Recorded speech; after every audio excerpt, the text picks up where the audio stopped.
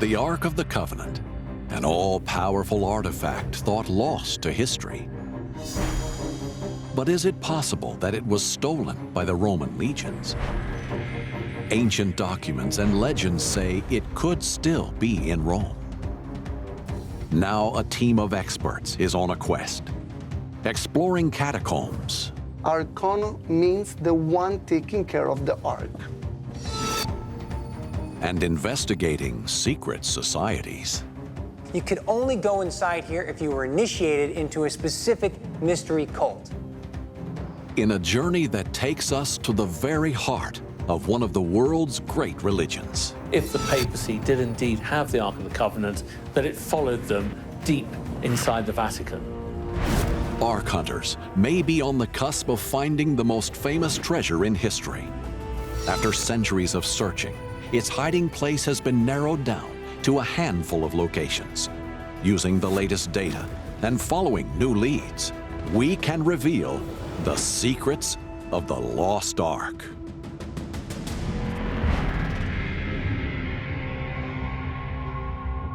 The Ark of the Covenant, one of the most mysterious and coveted objects in history. It is said to be imbued with incredible power and carry the Word of God. But what became of it?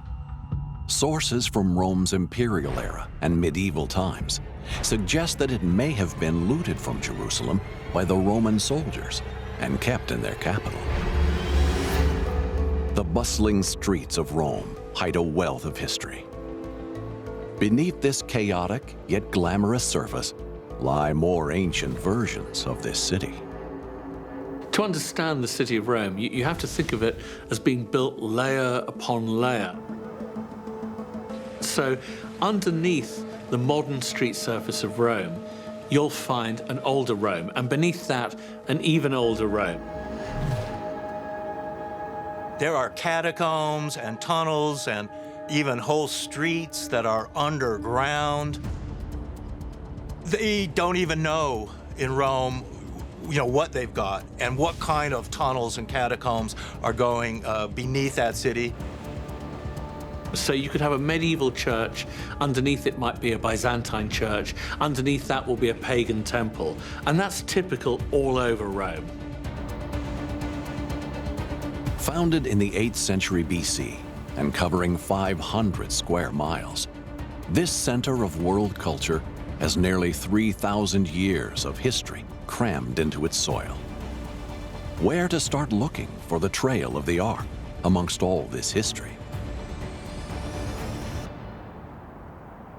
There's an awful lot more to find that even now people haven't found. The Ark of the Covenant might be there. Archaeologist Darius Arya is an expert on the hidden world beneath Rome's streets. He's always been fascinated by the Ark of the Covenant. Darius starts his search for evidence in a mysterious temple that dates to the same era as the Ark's arrival in Rome. It's a temple where strange ceremonies took place. There are so many secretive aspects, very strange rituals and practices still to be unearthed and understood from ancient Rome. These rituals shared some aspects with the veneration of the Ark, such as the use of bull's blood.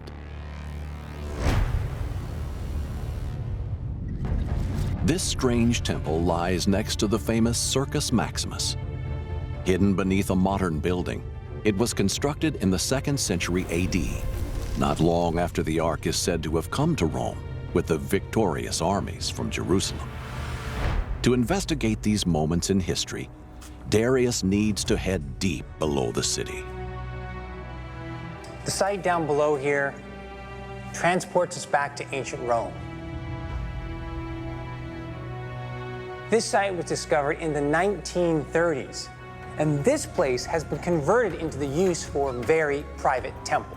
You could only go inside here if you were initiated into a specific mystery cult. This is a temple, or Mithraeum, to Mithras, the god at the center of this mystery cult.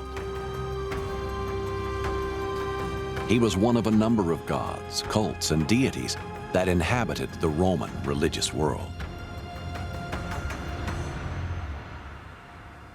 So here is a wonderfully preserved panel depicting a lot of the life and the myths of Mithras. Mithras is definitely a Persian god. We know that much for certain. And of course, underlined by his dress and his hat. This powerful god was not just worshipped in Iran, but all across the Roman Empire.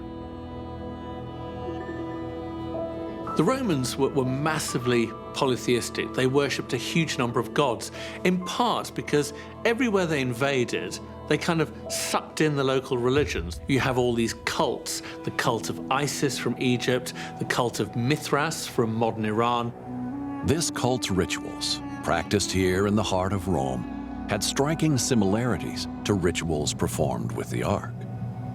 We have the central scene, the protagonist Mithras plunging his dagger into this bull. That's a huge part of the mythology. Here he is also coming out of a cave. He's born from the earth, but you see there's this one scene where he literally is dragging this bull as if he's strong, like Hercules.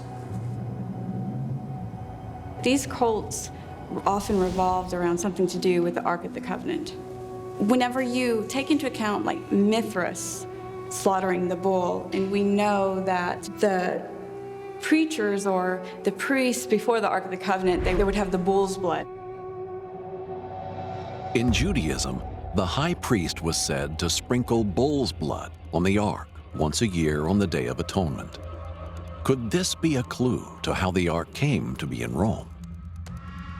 Understanding the identities of the men who belong to this mysterious cult is key to establishing how this sacred treasure could have traveled from Jerusalem to Italy. When it appears as a cult in the Roman period, it really seems to have been repackaged. And it becomes so popular with the military, it spreads like wildfire all over the empire, from Britain all the way to Syria. And a big spreader seems to be the Roman military itself. It was this huge macho thing, this huge macho boys' club. The initiation into the various grades of Mithraism would be tough, would be very tough. They were scary and they were dangerous, highly risky. It was the macho cousin to Christianity because it arose to popularity at more or less the same time. But Mithraism was not the only clandestine religion in the Roman Empire. It competed with other mystery cults, as well as Christianity for followers. Could the Ark also have been secretly worshipped in Rome? If the Ark of the Covenant had been brought to Rome, it seems reasonable to assume that a cult might have developed around this unique object, which, remember, was supposed to have awesome power, apart from the fact that it was beautiful to look at and that God was supposed to live within those two cherubim on the top. Mithraism eventually lost out to Christianity as the Roman state religion, and it faded into obscurity. But the presence of this ancient temple deep below the city shows that Romans brought back beliefs from all over the empire. In Jerusalem, archaeologist Danny Herman is looking for the truth behind the Roman sack of this city. This event would see followers of Mithras strip the temple of its treasures, and one of those may have been the Ark of the Covenant.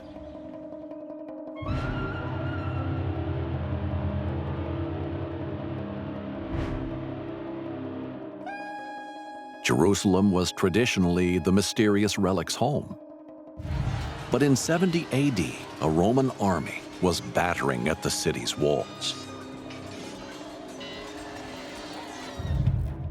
By this time, the Imperial troops had carved out a mighty empire that stretched from Hadrian's Wall in the desolate, wet hills of northern Britain to the parched wastelands of Judea.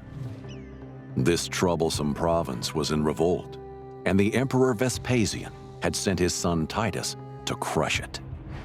And one of the legions under his command were followers of the mystery cult of Mithras. What happened here in the year 70 is one of the worst tragedies in Jewish history, second only to the Holocaust. Archaeologist Danny Herman is an expert on the First Jewish-Roman War. This conflict culminated in the bloody siege of Jerusalem and the assault on its magnificent temple. The temple in Jerusalem in Roman times was decorated with precious items of gold and silver, and also was a big treasury of the temple tax that the priests would gather from the public by biblical law. It's amounting about 8 to 10 million people at that time, each male giving a shekel to the temple treasury every year. That's an obscene amount of money that is gathered here at that time. All this loot would have been irresistible for the Roman legions. But were they after something more valuable than gold? In addition to carrying the Word of God, the Ark was said to have been imbued with deadly electrical power. The Ark of the Covenant, as we know from the Old Testament, was effectively a weapon of mass destruction. And you can imagine the Romans being a very martial, militaristic lot, that if they got their hands on the Ark of the Covenant, the prospect of having this weapon that could just wipe out their enemies on the battlefield, well, that would have been way too tempting. If the Ark of the Covenant was still in the temple in Jerusalem in 70 AD, you have to wonder, would it have still been a functioning electrical device that would electrocute people, or was it by now just sort of a gold statue of two cherubim, which would have been very valuable? The Jewish defenders fought with everything they had. The survival of their very culture was at stake. And for 5 tortuous months, the siege dragged on. But finally, the Romans breached the walls, and the slaughter and destruction began. It was a disaster for the Jewish people. The temple, which was right behind me, was razed to the ground. It was put in fire and completely burnt down. The Romans literally not just torched it, they took it apart. They took it apart stone by stone. They were determined to eradicate all memory of the Jewish temple, to punish the people for revolting against Rome. While the army units plundered the city, they left behind a bloody wake. An eyewitness of the Judea campaigns was the Jewish Roman historian Josephus. The Romans were known for their cruelty, and the campaign against Judea was no exception. Josephus records a total death toll of 1 million Jews who died in the battles against the Romans. And maybe these numbers are exaggerated, but they're definitely echoing a terrible, tragic end to this Jewish ill-fated attempt to break from Roman oppression. Amongst the smoldering ruins of Jerusalem, the Romans were careful to systematically loot anything of value, and this included the temple treasures. If the Ark was there in the Holy of Holies, the most precious thing in the temple, they sure as hell would have taken it. If it was hidden in Jerusalem, then it means that the Romans may have found it. After all, they were experts in torturing people to reveal any treasures that they might be hiding. But Josephus lists the religious treasures that the Romans found within the temple, and the Ark is not amongst them. If the Romans did find the Ark here in the Temple of Jerusalem, why is it not mentioned in any historical source? Maybe the Romans did find the Ark here. There are some less official versions, vague memories created centuries later that do claim so. And if so, is it today in Rome? Josephus may have been unaware of the Ark's discovery, or perhaps the Romans secretly spirited this powerful relic away. Whatever the truth, the key to unraveling this mystery may lie in locating one of the other religious treasures kept with the Ark of the Covenant. Josephus records that one of these priceless pieces was taken from the temple: the menorah. In Torah, when we're given the instructions as to how to build the Ark of the Covenant, we are also given instructions as to how to build the menorah, which is a 7-branched candelabra. They would have had almond blossoms crafted out of precious metal, and it was to be kept lit at all times so that God's presence was indicated through the glowing light of the menorah. We know the Romans brought that giant menorah back to Rome, and I think it's reasonable to assume if we could find that menorah, follow that menorah, we'll find the Ark. Apart from Josephus's testimony, what other evidence demonstrates the menorah ended up in Rome? And can this explain the fate of the Ark?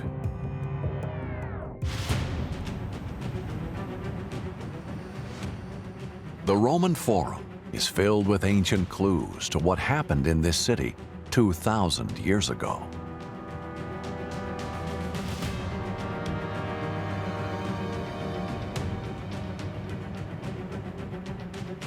Archaeologist Darius Arya knows of one famous monument that can shed some light on what happened to the menorah once it came to Rome.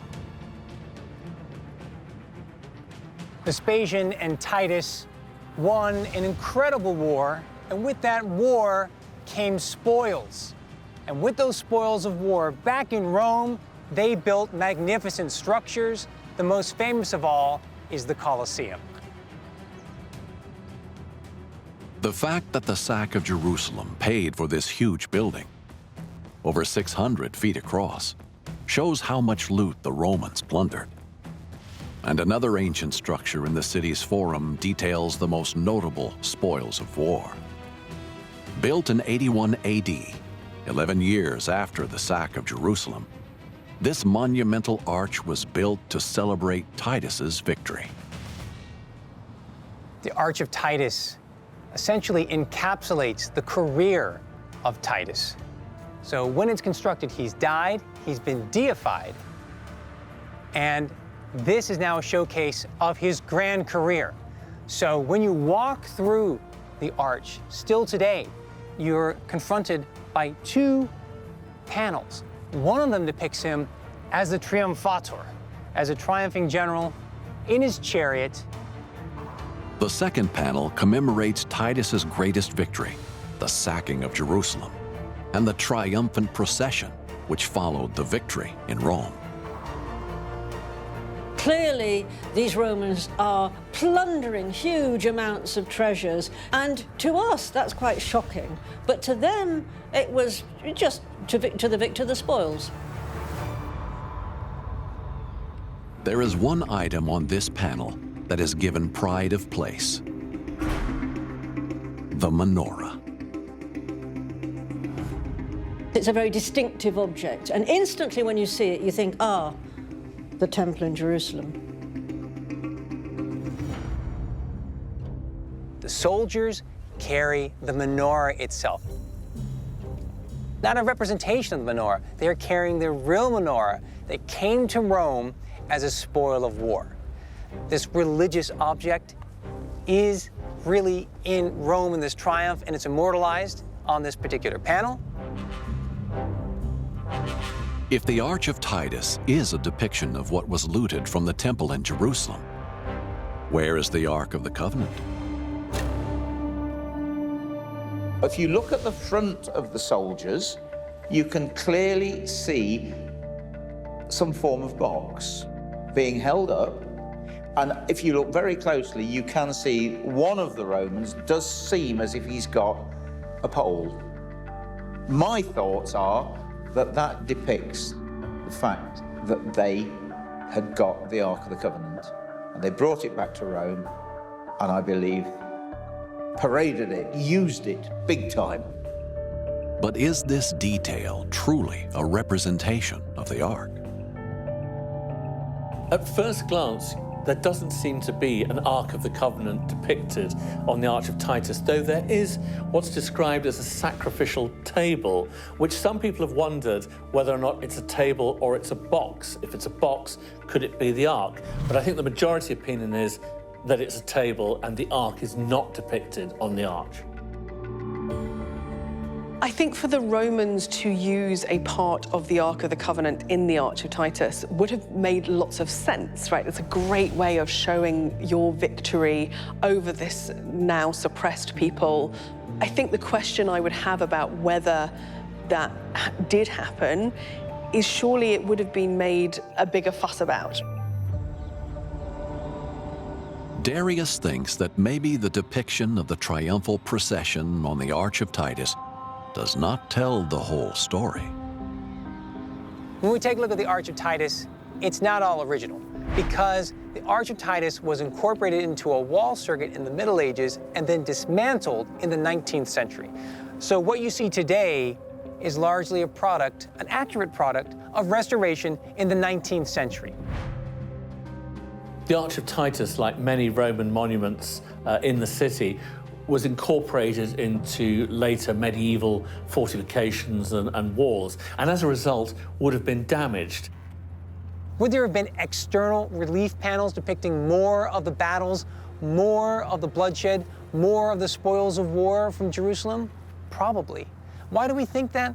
Because we look at the other arches, like the Arch of Constantine, and they are totally covered with a lot of panels. So we would expect more depictions of the wars of the triumph of Titus. The clues are tantalizing. The menorah and the treasures of the temple were without question taken to Rome. And if they were in the city, then so could be the Ark. Beneath Rome lies a city of the dead, the resting place of its pagan, Christian, and Jewish populations. Some of these burial places are beneath the city's most famous sites. But many miles of catacombs run underground outside the walls. What evidence is buried deep in the labyrinth of passageways that make up Rome's city of the dead? In one of the catacombs in Rome, there's a Jewish tomb which depicts the Ark of the Covenant, and on either side there's a menorah. So it's reasonable to assume that to Jews at the time, the menorah went with the Ark. Deep underground, outside the city's walls, is the Vigna Randonini, one of 6 Roman Jewish catacombs which link the Imperial city to Jerusalem. Marco Massano is an expert on the history of the Jewish people in Rome. He believes these catacombs hold a number of clues to the fate of the treasures from the temple. Well, when I come here, I always have goosebumps, and it's pretty dark inside, but when you walk through the galleries, you really feel the motion where people used to be buried.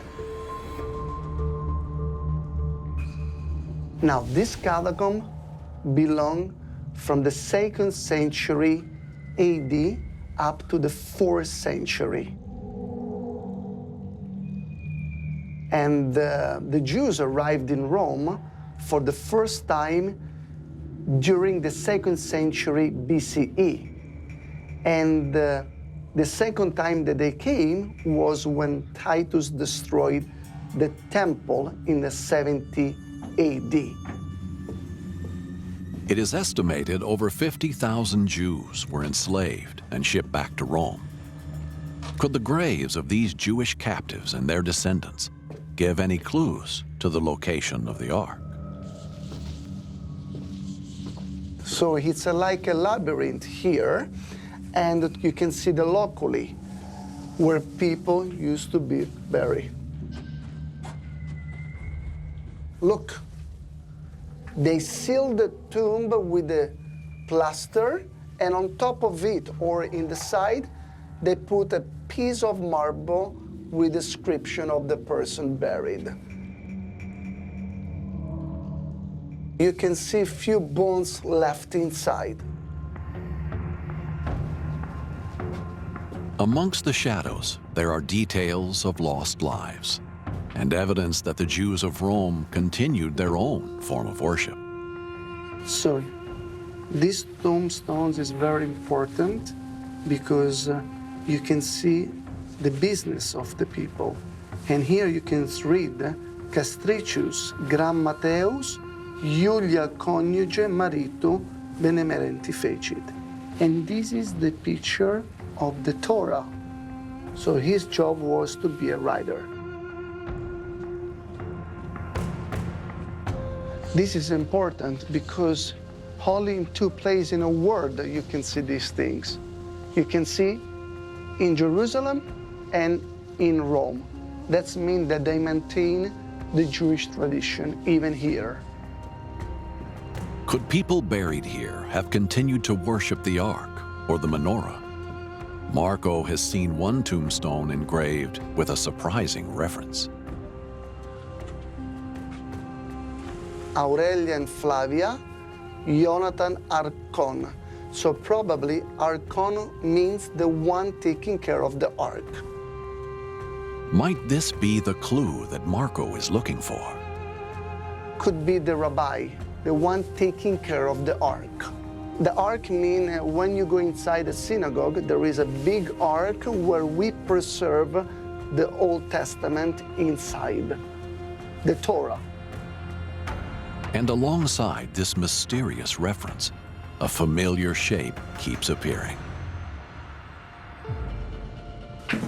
Okay, now we are inside the funeral chamber, and you can see the menorah here. So I consider this one of the most important because you can see a typical Jewish symbol.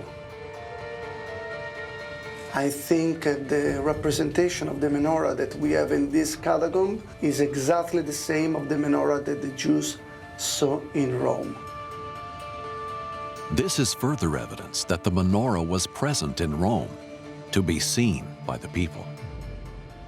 When the Jewish people in the 2nd century AD, they saw the menorah in Rome, of course they were very sad because for them remind the destruction of the Jerusalem temple. And this is maybe the reason why they represented everywhere. But it's almost as if the Romans gave the symbol of the menorah to the Jewish people, for all the wrong reasons, of course. If the menorah was definitely in Rome at this time, where was the Ark of the Covenant? When the entrance to this catacomb was sealed for the last time in the 4th century AD, evidence for its location disappears. But centuries later, medieval sources emerged that placed the Ark back in Rome, in the hands of one of the most powerful yet secretive groups in history. One place that is mentioned over and over again in these documents is closely linked to the home of the Catholic Church, the Vatican. The Vatican is very secretive about its knowledge, what it holds. And I've heard some amazing stories, just almost unbelievable stuff. Ancient Rome expert Darius Arya is looking for evidence for the claims that the Ark came to Rome. The evidence from the Jewish catacombs only goes so far. But Darius believes the timeline for the Ark can be picked up again at one of the Vatican's oldest buildings. This is St. John Lateran. It's pretty much the oldest public church in Rome. It's here because Constantine constructed it on top of pre-existing imperial property. And it's not just the church, which is so overwhelming in scale and size, but it's also the palace, the residence of the popes for 1,000 years before you have the Vatican as the residence of the popes.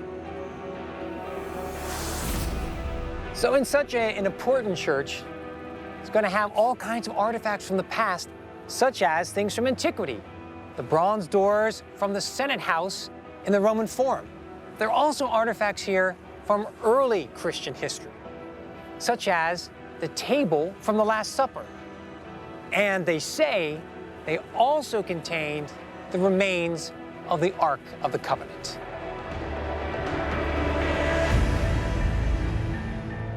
So was the Ark kept by the medieval popes within these walls?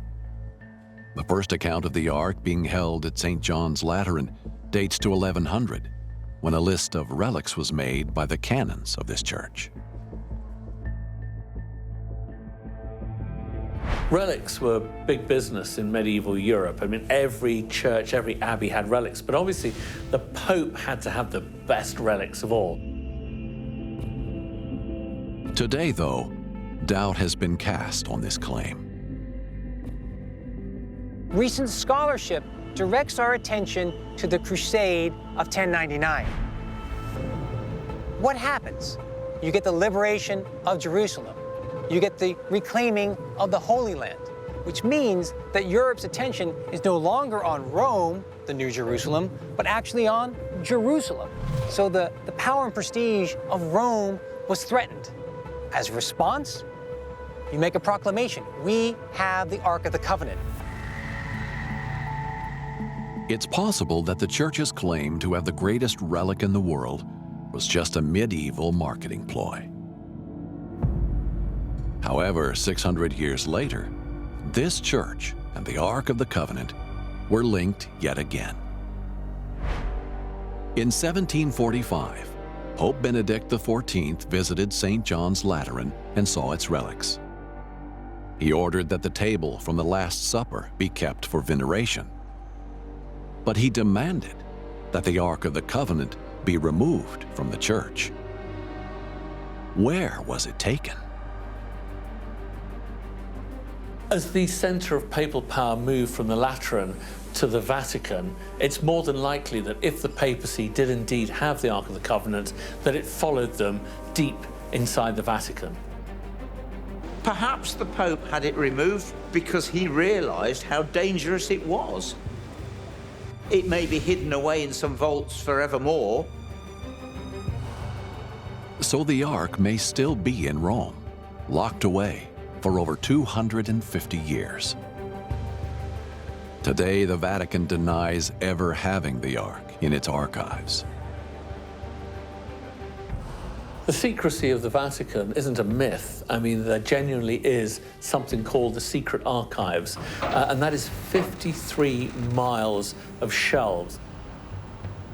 So there is a vast amount of secrets. Maybe the Vatican's forgotten what's there, maybe the Vatican knows what's there and just isn't sharing it with us. You might ask yourself, well, if the Vatican actually had the Ark of the Covenant, wouldn't they tell us?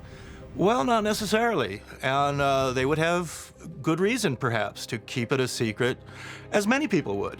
And there's oftentimes when you're in possession of some sacred treasure or artifact, you might want to keep it to yourself. Despite the rumors that swirl around their corridors, maybe the Vatican is telling the truth, and the Ark is not there after all. But there is another intriguing theory that places the Ark in a different part of Italy altogether. And this location attracted the attention of one of Hitler's relic hunters.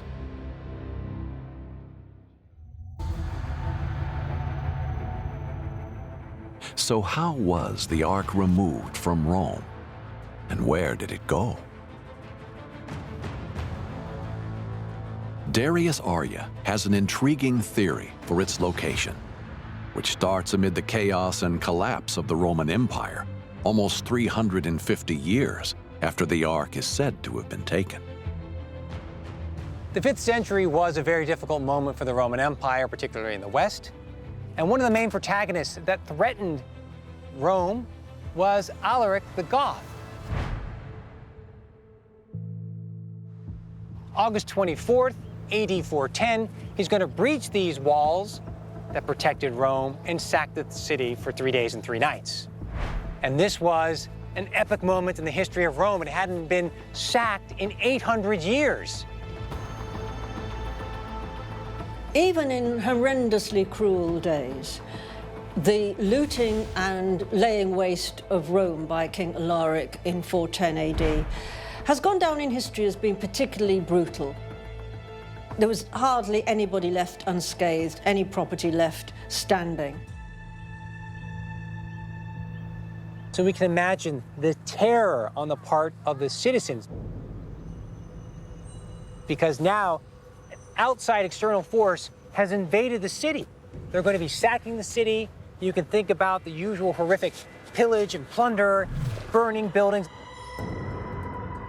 And this shook the empire from one end to the other as Alaric and his men went through the streets, stripped everything bare, and even took Romans and sold them into slavery. The city was shattered. Alaric and his men had left a smoldering ruin behind. The empire that had looted most of the treasures of the known world was itself plundered. The Goths' haul was richer than they could have imagined, and may have contained a most sacred trophy. We know that Alaric took literally tons of gold and silver objects out of Rome, and they took everything basically that wasn't nailed down or immovable. And if the Ark of the Covenant had been spotted by Alaric, there is absolutely no doubt that he would have taken it with him. But where might Alaric have taken his sacred treasure? Having conquered Rome, the Goths headed south. While waiting for favorable weather to invade Sicily, Alaric fell ill and died near the modern-day city of Cosenza. Journalist and author Francesco Sisci grew up near Cosenza. He is certain that whatever Alaric took from Rome, possibly including the Ark, lies somewhere beneath the city. We grew up with this idea that somewhere around us there must be the treasure of Alaric. The mayor of Cosenza was elected about 10 years ago. He's a friend. He came to me and said, we must start the search for the treasure. From the records, we know that Alaric was buried under the river Busentum, that the riverbed was diverted, then it was diverted back to hide the burial place, and all the slaves were killed to keep the secret. And in fact, it worked, because we haven't found a burial place so far. It seems incredible, but frankly, one of the more plausible theories, that the Ark of the Covenant is buried under the river Busento, next to Alaric, and is still there waiting to be discovered. Many are certain that the Ark could be below the river, and the quest has even attracted one of the most reviled figures of the 20th century. Heinrich Himmler, head of the Nazi Schutzstaffel, or SS. Himmler saw the SS as a reincarnation of the crusading orders of medieval Europe. He shared those orders' desires for religious relics and sent expeditions to track down mystic relics such as Thor's hammer and the weapon that pierced Jesus Christ's side, the Spear of Destiny. In 1938, Himmler, of all people, came to Cosenza. He stayed in Cosenza a few days. He was digging around, asking questions about the treasure of Alaric. Himmler was intrigued by the idea that this powerful artifact could have been captured by an ancient Germanic king. He thought that if he found Alaric and his divine treasure, this would go some way to proving the supremacy of the German race.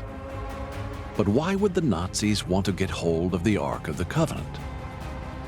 Much like the Romans, the stories in the Bible of the Ark laying waste to armies would surely have been irresistible.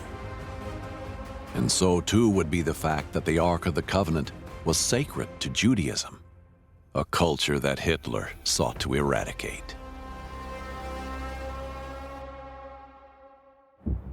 Whatever the truth, no one knows what became of Himmler's excavations. The theory that the Ark and the other treasures from the temple may be under this river is intriguing. But after centuries of erosion and water damage, these artifacts may be lost forever. If we found Alaric's grave and we dug him up and we found with him the Ark of the Covenant, how incredible would that be? And would it still have the Ten Commandments in it? There are numerous possibilities for the resting place of the Ark in Italy. From the forgotten chambers beneath Rome, to the vaults of the Vatican, or lying next to a king beneath the Busento River. But it may be possible that the Ark never left the Holy Land in the first place. It could still lie hidden underneath Jerusalem, or in one of the many caves of the Jordan Valley. Documents also point to it being taken to other places in Europe and even Africa. Will the quest for the Ark ever be resolved? If the Ark of the Covenant was found anywhere in Italy, it would be staggeringly important. You've got to remember that the Ark has gone missing, basically, since the Babylonians stormed into Jerusalem 2,500 years ago. So for it to be rediscovered, it would not only prove that the Romans stole it, but it would be an epic event for Jewish people all over the world.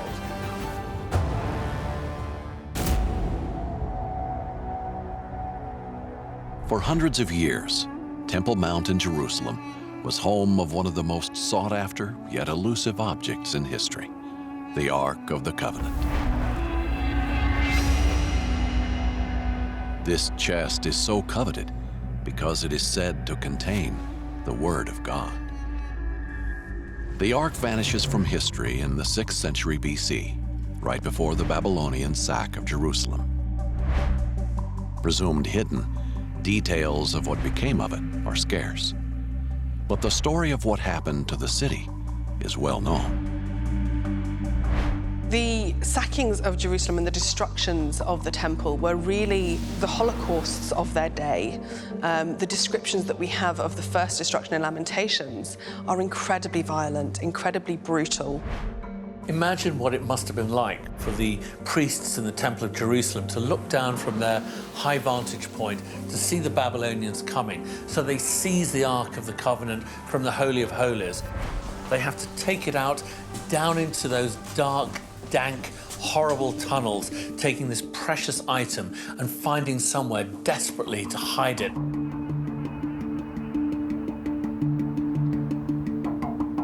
The quest for the Ark beneath the holy city of Jerusalem has long intrigued explorers and archaeologists, and this search is bigger than any one person. Today, a team of Ark historians are scouring the cisterns and tunnels on a new quest.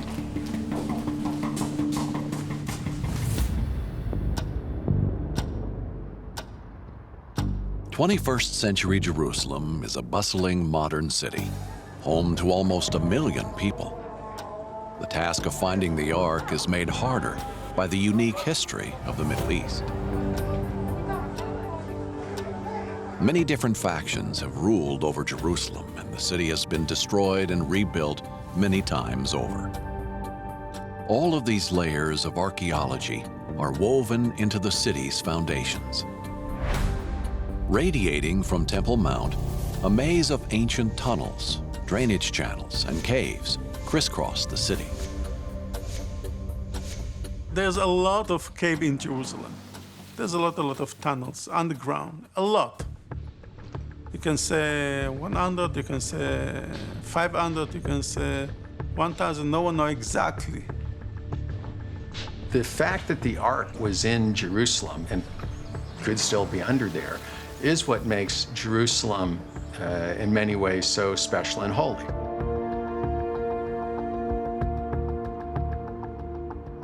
Rabbi Barry has studied the scriptures his whole life. The quest for the Ark beneath Jerusalem has always fascinated him.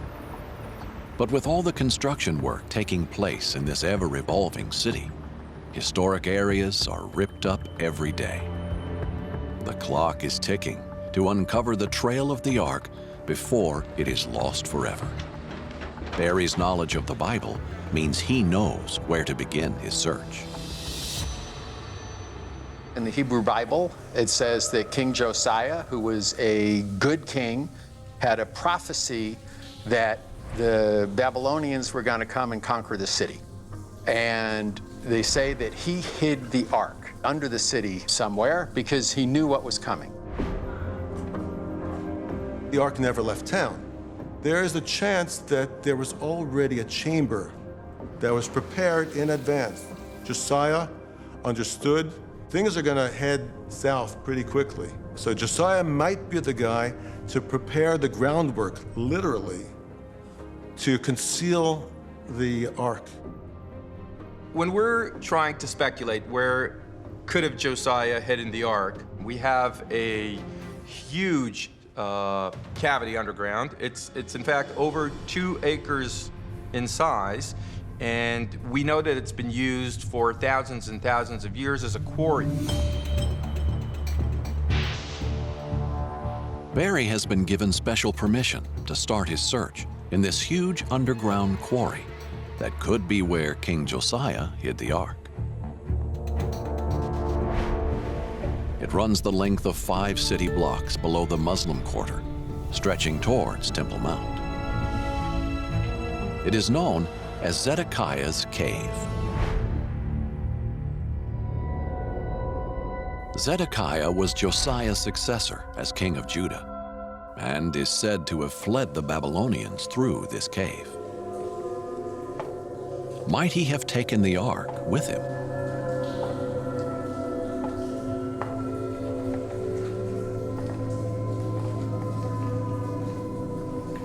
Zedekiah, the last king of Judah, was hauled off to Babylon, where his sons were killed before his eyes, and then he was blinded and kept prisoner for the rest of his life, so that that would be the thing that he would always see. And the legend says that this spring is actually Zedekiah's tears over his lost kingdom.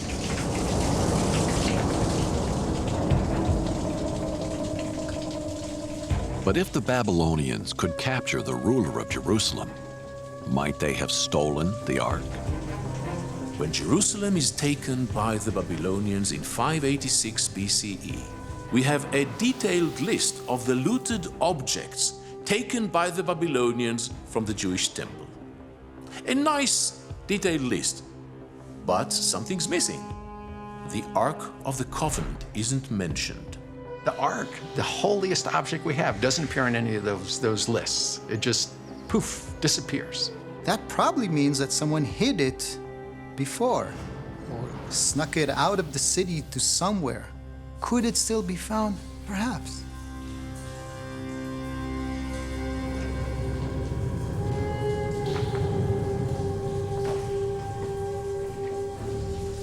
We're now under what is currently the Muslim quarter of the old city of Jerusalem, moving closer towards the Temple Mount and closer towards the area where the Ark might have been hidden. We're going to go beyond where visitors are normally allowed to go.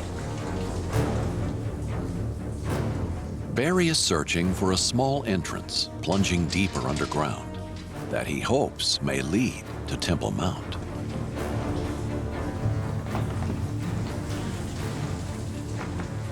This looks like a dead end. But I think I see something back here. Yep, there's our shaft. It's pretty dark and narrow down there. Could this be the shaft that leads Barry to the Ark?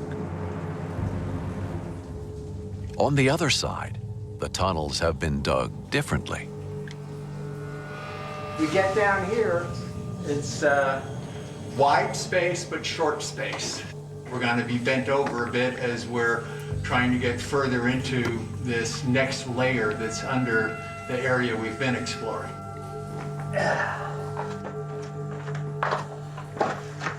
We've now come into a large room, and there are openings just all over the place. I'm not sure which way to go.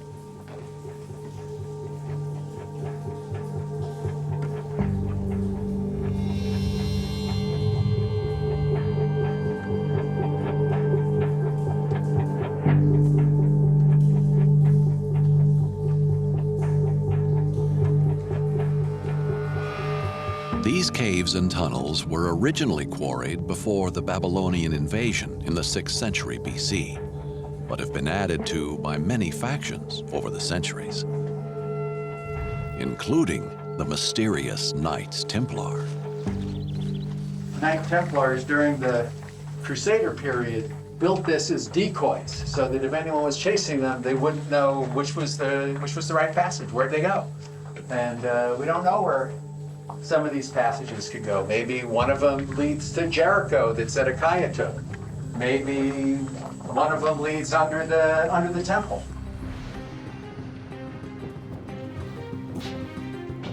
The Knights Templar were a 12th century crusading order headquartered on Temple Mount. Many have speculated that their wealth and power came from a supernatural source. Could the Knights Templar have used Zedekiah's cave as a hiding place for their treasures? As he searches deeper in the tunnels, Barry comes across a surprising structure. So in here, we have another example of something built by the Knight Templars. Sort of surprising to find a man-made structure this far back in the cave, this far down, which leads us to wonder what else could be hiding under these caves, underground, under the city. We just see walls constructed in the middle of the cave, and the mind boggles. What's the purpose? What's the point?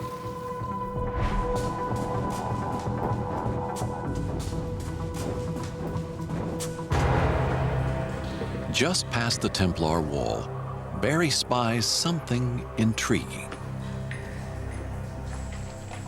We're getting deeper back into the cave. Wait, I see something that looks like a box over there. Yeah, it's definitely a box. It looks like some kind of good crate. Wow. The side is kind of rotted out.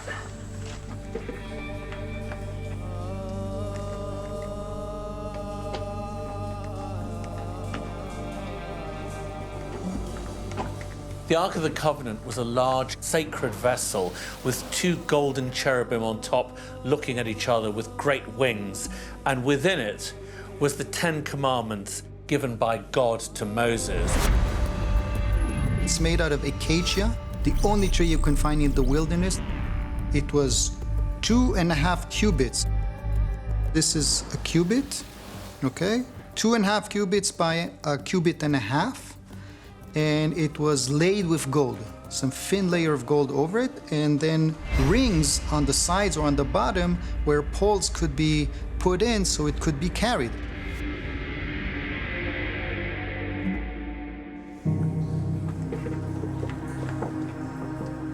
Unfortunately, this box and its contents does not match the description of the Ark in scriptures. But there are other areas of this huge cavern that could be more promising. Huh. It looks like it leads to another area that's a blocked off passageway of some sort. So it looks like someone built something in here, but it doesn't go very far. There's another more man-made material, in fact, including a couple of pillars looking like they're supporting an arch, which is just like what they had in the temple. And this was definitely blocked off intentionally by people. Maybe it heads up towards the temple. Maybe this is the route that they took to bring the ark down into this cave through the many passageways. The quarrying of Zedekiah's cave over the centuries has left some parts dangerously unstable. You look above this pole, there's a crack in the rocks up there. So if they weren't supporting it, it's possible someone could be down in there digging, and that chunk of rock could break off and land on somebody, harming or possibly even killing them. You'd never be able to find every area that's under the city. If the Ark was under tons of debris another few hundred yards behind this, it's unlikely anyone is ever gonna dig that out and find it. It really could be back in there somewhere.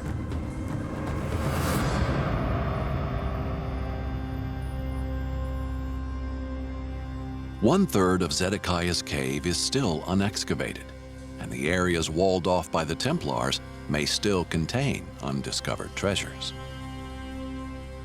To prove conclusively if there is any sign of the Ark here, further excavation is needed.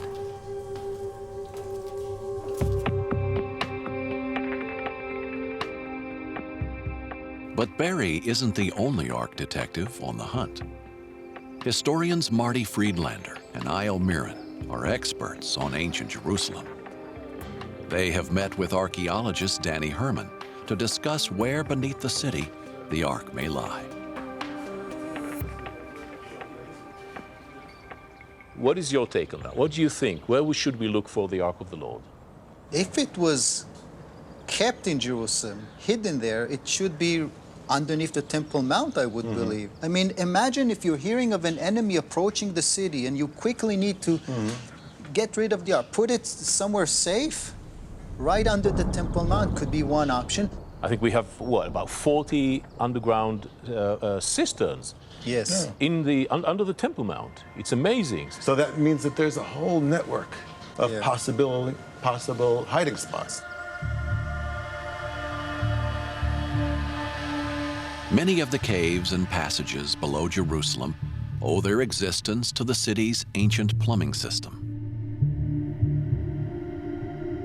We do not have a lot of water here, so when it does rain, you better store that water. Otherwise, you're going to be going dry next August, September, and October until it starts raining again. In the area around the temple, there's lots of cisterns, and some of them would be joined together. You can spend a whole day walking through cisterns and tunnels and escape routes underground, never seeing sunlight. And the archaeology, with every passing week practically, we're turning up more and more and more.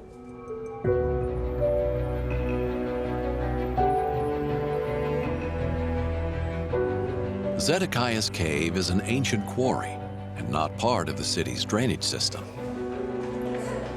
Might there be other clues in the cisterns and channels that were originally constructed to supply water to the people, but over the centuries used for other purposes? Danny Herman is an expert on ancient Jerusalem, and he believes that the Ark might be hidden in one of the city's subterranean waterways. Just north of Temple Mount is the site of the Pool of Bethesda, which is linked to one of the great miracles of the New Testament.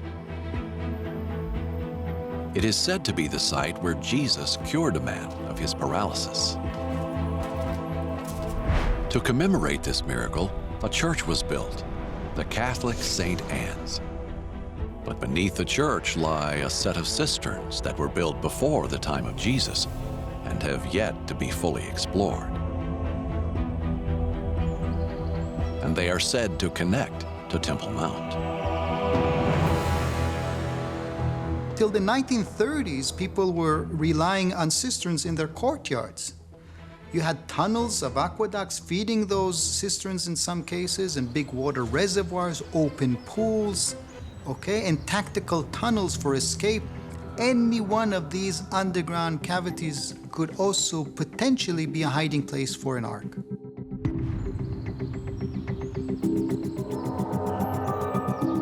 St. Anne's Church was built almost 900 years ago. But the drainage channels below date back thousands of years. What secrets might Danny discover?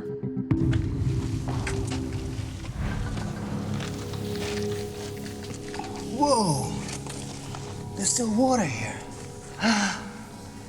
Oh my God, look. Look at the size of this.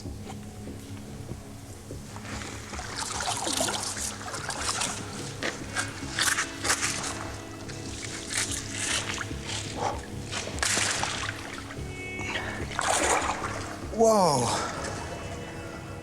Who knows how long these water have been standing here?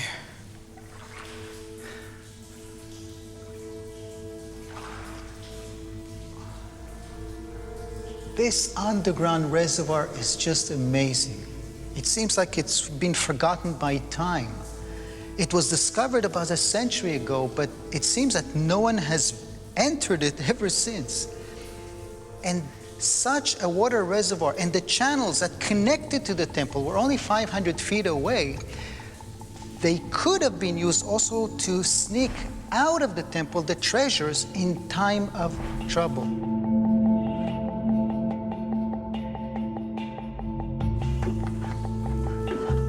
This cistern links directly to Temple Mount. If the high priest did escape with the ark, could he have brought it here? We know there was an ark.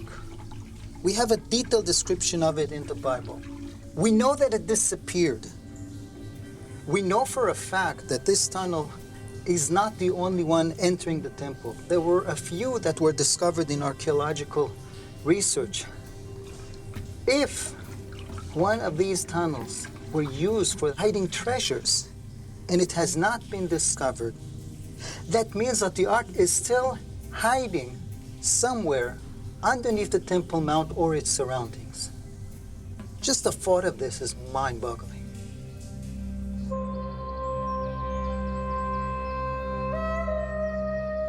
The tunnels beneath St. Anne's Church remain flooded and will need to be drained before they reveal their secrets.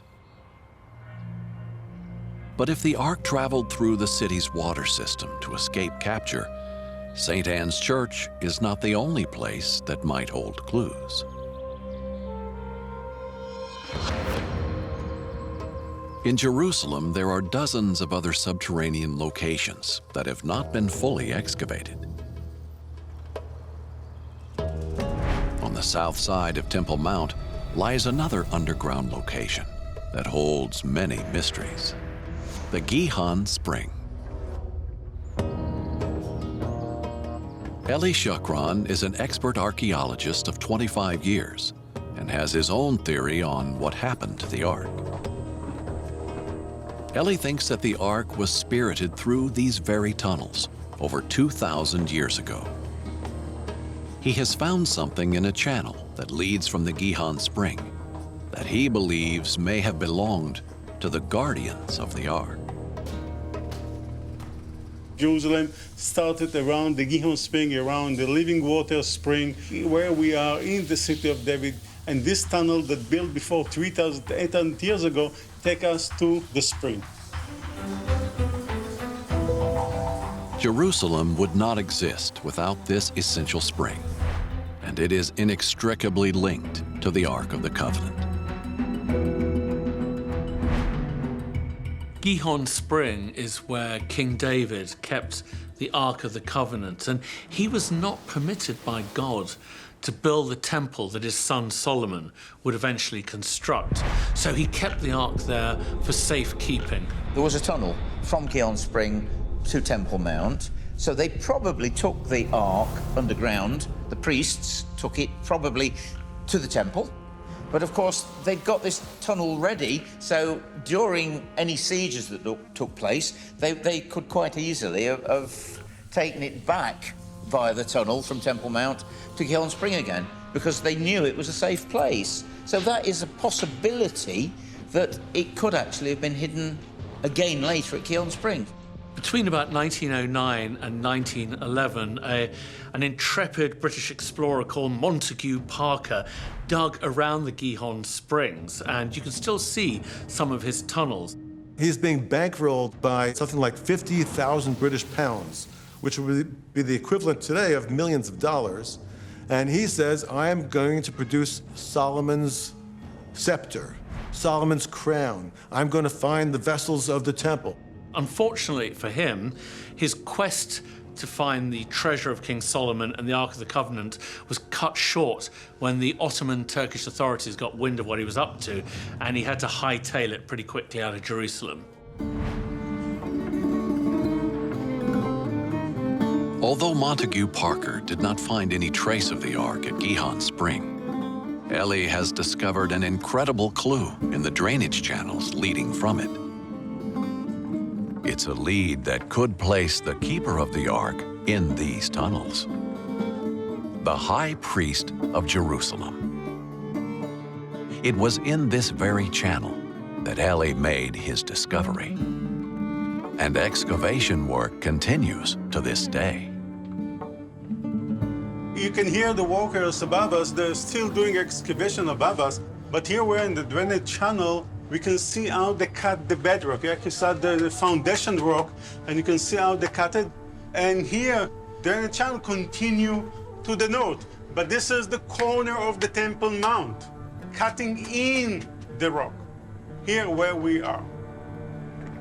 Ellie believes that the Ark came through this tunnel in antiquity, spirited away from Temple Mount when Jerusalem was threatened by the Babylonians. This channel cuts from Jerusalem's main water source, the Gihon Spring, all the way north past Temple Mount.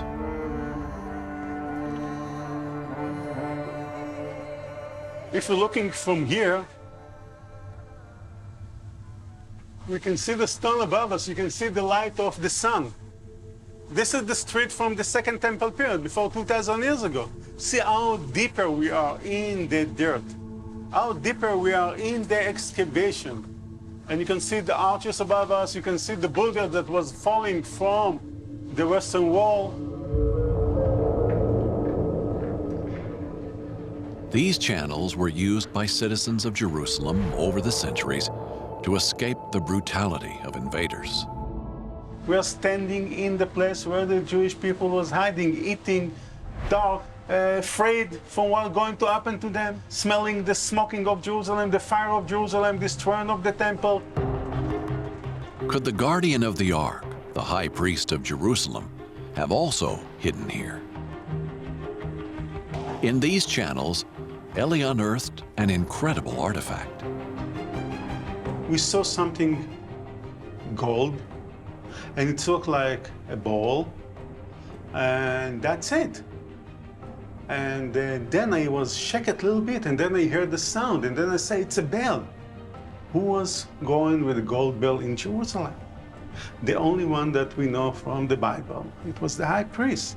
This is the golden bell that maybe came from the high priest's robe.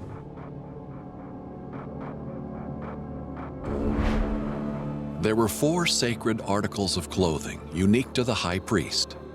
One of these was a sleeveless blue robe, fringed with small golden bells. The book of Exodus says these bells had to ring when the high priest entered the Holy of Holies on the Day of Atonement, lest he die.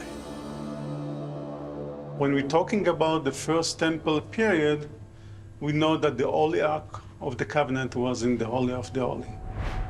We know that the Babylonians did not take with them the Holy Ark of the Covenant. This is the only finding that we have today that was in the Holy of the Holy. So where is the Holy Ark of the Covenant? Is missing, is hiding somewhere. We don't know where. But would it have been possible for the high priest to have physically taken the Ark through these narrow drainage channels? When we talk about the size of the Holy Ark, we talk about 2.5 feet. When we talk about this drainage channel, you can do it, but if you continue, it's problematic because then we have 1 foot. Maybe we have another drainage channel wider than what we have here. Maybe there they use it for the Holy Ark of the Covenant. We don't know. The evidence of Ellie's discovery suggests that the high priest might have taken the Ark through these tunnels before the city fell to the Babylonians. But if the Ark wasn't hidden here, where else could it be under this ancient city? Because of its location and religious significance, Jerusalem has been fought over by armies from different cultures for millennia. Even today, the old city is split into Muslim, Jewish, Christian, and Armenian quarters. Any one of these groups would want to get their hands on the Ark and keep it from the others. But one expert thinks that the Ark might not have fallen into any of these factions' hands. Ben Mantel is something of a maverick archaeologist who thinks people have been searching in the wrong place. He believes the Ark isn't still buried beneath Jerusalem, but was taken from the city and hidden in the vast graveyard on the Mount of Olives, just outside the city walls. The probability of the Ark of the Covenant hidden somewhere below the tombs of Mount Olives would probably be one of the first locations to look. Let's go check the Mount of Olives, let's go see the Kidron Valley and what's waiting for us there. The Ark of the Covenant has yet to be found beneath Jerusalem. Could it be that the Ark was rushed through the ancient cisterns and tunnels of Jerusalem by the high priest to a place of safety? And if so, could it be found in the Kidron Valley?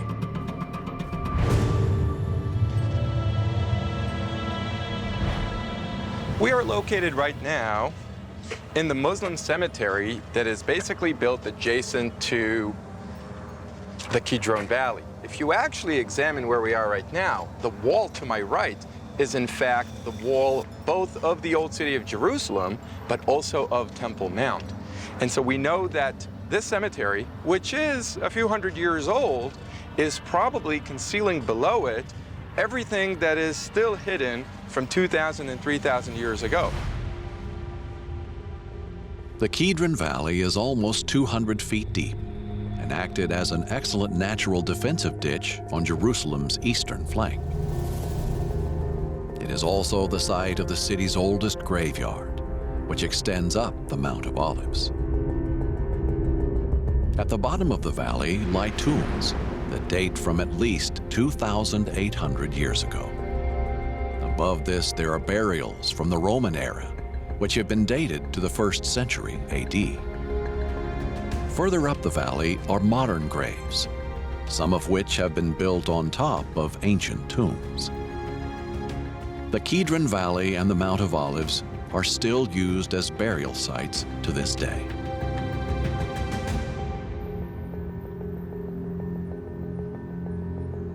If we try to imagine the days when the Ark is making its way out of the city of Jerusalem, the main gate towards the desert, towards the east, is the one behind me. This would have been the main gate for anyone trying to take anything in and out of Temple Mount, especially if they want to take it into hiding. The huge graveyard of the Kidron Valley starts right at the city wall. If the Ark was taken out of Jerusalem toward the desert, perhaps one of these tombs contains more than bones. If you had to hide the Ark quickly because an enemy is approaching the city, one possibility is to put it in some sort of a cave. Maybe one of these tombs were used to conceal the Ark, as it was in time of emergency. These monumental structures that we're seeing right here are the royal tombs that were used both by the royal family and by the most prominent priesthood families. This is where they buried their dead. The large structure that we're seeing outside really is only a commemorating spot, but the actual burial, especially in the First Temple period, would be done in a cave down below. The possibility of the Ark being here, somewhere in the Kidron Valley, is a very probable option. The safest place to be, not in the city itself, but right outside, would be in the main burial sites of the city, such as the place that we're in right now. There are over 100,000 graves in the Kidron Valley. Benna thinks that the Ark could still be hidden inside one of these sealed tombs. The person who died would be placed inside the tomb, and then the actual tomb would have been covered and concealed. Of course, the moment that a tomb like this gets concealed, gets covered, it becomes hidden. And unless the members of the family have an interest to open it again or perhaps use it again for burial, there's no reason in the world why anyone should be or could be able to even know its location.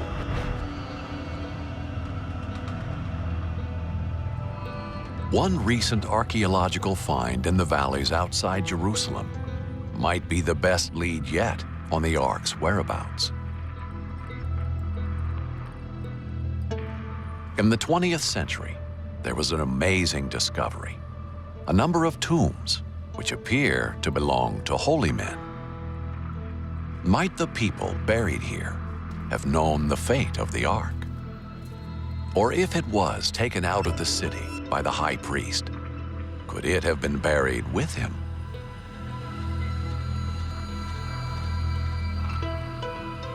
Benemantel believes that the burial caves at Ketef Hinnom, to the southwest of the Old City, contain some vital clues to the fate of the Ark. The burial caves here are dating back all the way to the First Temple period, specifically, by the way, to the end of the First Temple period, which is exactly the time frame that we know about the Ark for the last time. The Bible doesn't give us any information of what happens to it later, but this is exactly the moment that these caves were used for burial by the people of Jerusalem. This family tomb is an example of many hundreds of other resting places in the Kidron Valley. But is there more to these tombs than meets the eye? There seems to be another deep cavity deep behind these tombs. These cavities aren't always there, and so they're very easy to miss, but that's where the treasure would have been hidden. If we just look inside, we can see this is a pretty sizable cave deep under the burial cave itself. And so make no mistakes, we are currently in a cave, and that cave has a separate cave that was dug beneath it. In 1979, during the excavation of this site, renowned Israeli archaeologist Gabriel Barkai discovered something remarkable. He uncovered two small silver scrolls, less than an inch across. They would have been worn as amulets around the neck. Once unraveled and deciphered, researchers realized they were inscribed with a priestly blessing. The amulets that were discovered here during the excavation offer us a very unique understanding of who is buried here. First and foremost, there's no doubt about it, we're talking about Jews who are buried here. Secondly, and probably just as important, is that we can assume that these are priests. So could this be the grave of the high priest who is said to have hidden the Ark? We have a burial site that dates back to that exact time when the Ark is lost, but not only that, I want to look for it in a place that would possibly be linked to the people who actually took it and concealed it. The priests were tasked to be the guardians of anything worship, including all the holy vessels. And so there's a very high probability that the last people who ever actually had an opportunity to visually see the Ark of the Covenant were the people who were buried right here.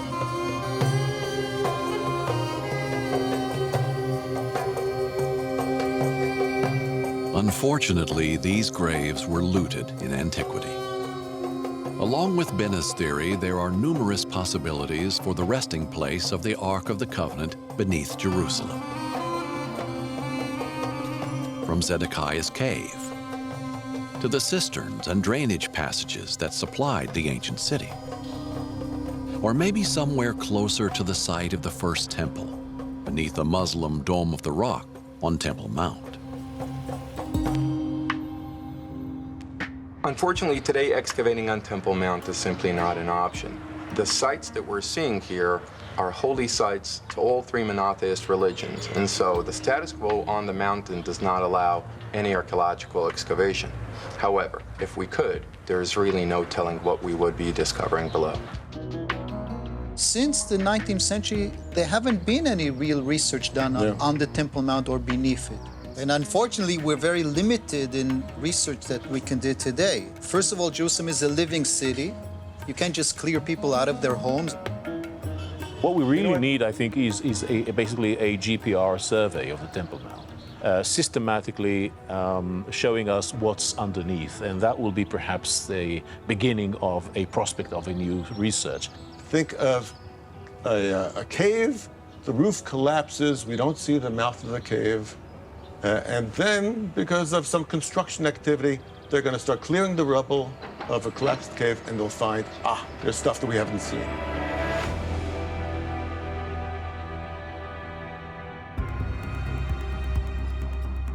It is hard to know if the Ark of the Covenant will ever be found under Jerusalem. It's possible that it was spirited away to elsewhere in the Holy Land. Documents also point to it being taken to Europe or even Africa.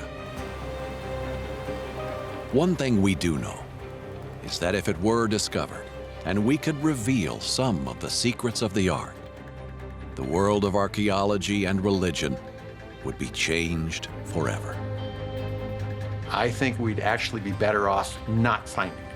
And the reason we're better off not finding it is, as it is, it's a mystery.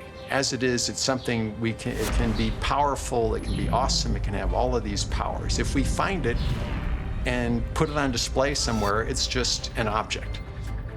What do you think will happen if we found the Ark of the Lord? All hell would break loose. Really? You think so? Yeah. Will it cause a plague again? Will it cause the walls of Jerusalem to collapse? L'chaim for wild speculations. And scholarship. And scholarship. Amen. Amen.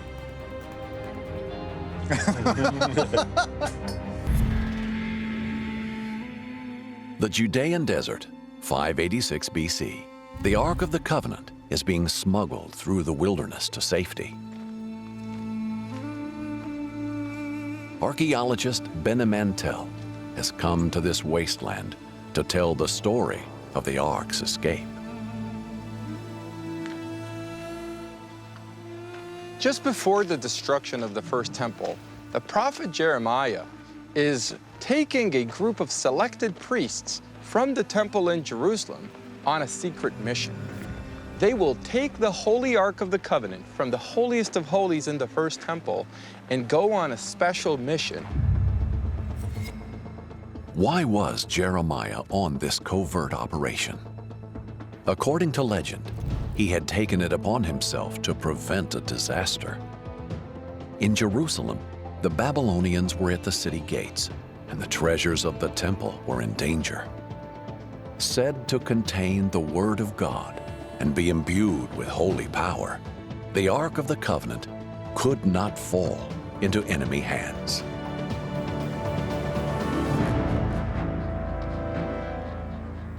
In 586, the Babylonian forces breached through the city walls. They sacked the city, they destroyed the temple and confiscate all its treasures, taking it back to Babylon with the king. What the text doesn't tell us is what happens to the Ark. The Ark is not mentioned. The Ark is also never mentioned in the Babylonian annals of what was looted from Jerusalem. There's a list of the holy vessels, the holy objects. We hear about gold objects, silver objects, not a word about the Ark of the Covenant.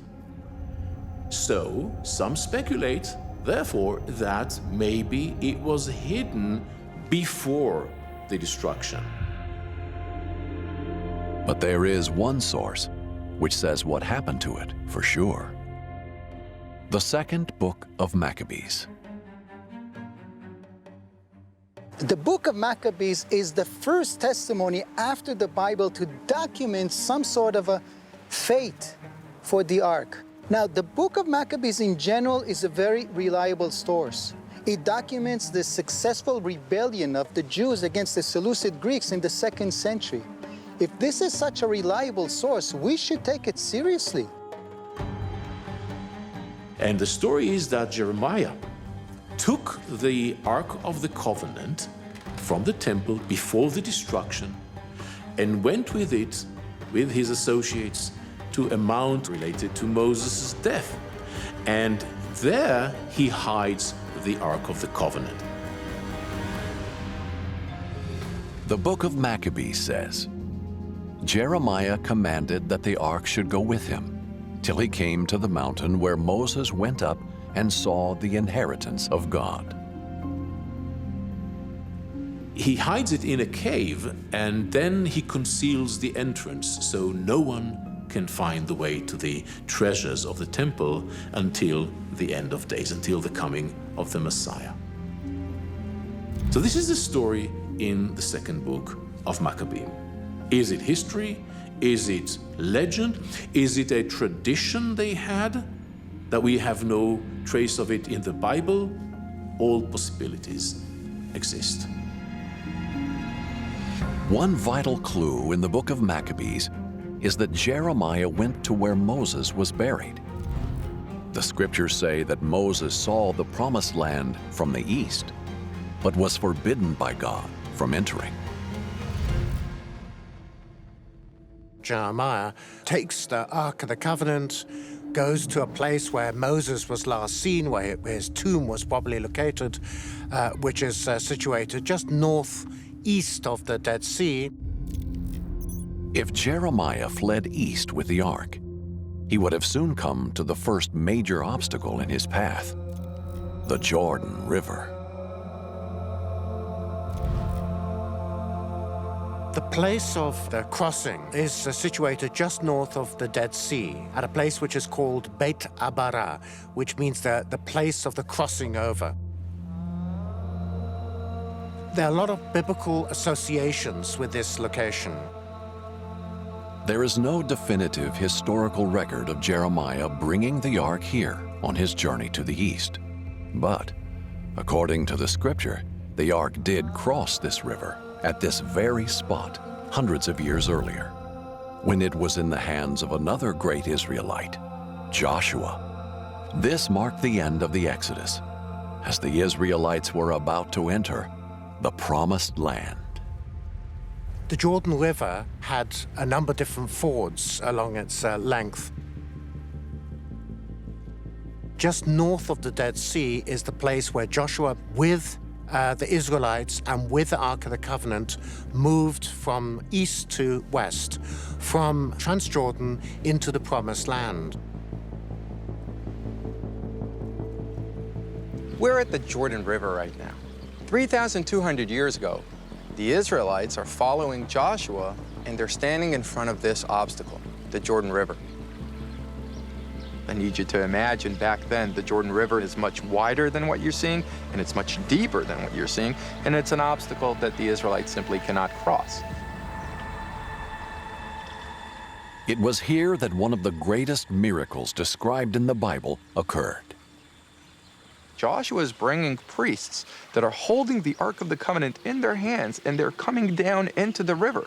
And the moment that their feet are touching the wet waters, a miracle is happening, and the waters of this river are separated to the sides.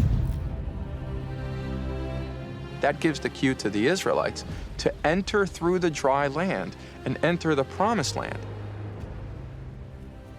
When the Israelites reach the River Jordan to cross into the land of Israel, the Ark of the Covenant is the conductor, if you like, for the parting of the waters.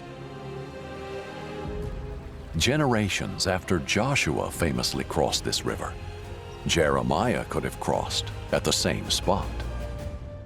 If the Ark of the Covenant's magical power stopped the River Jordan flowing, allowing the Israelites to go into the Promised Land, it seems equally feasible that if Jeremiah was trying to take the Ark out of the Promised Land, that the River Jordan would have stopped flowing again. Having crossed the Jordan River with the Ark, opinion is divided on where Jeremiah headed next. But why did he take the Ark in the first place? Jeremiah is a prophet whose writings are preserved in the Hebrew Bible.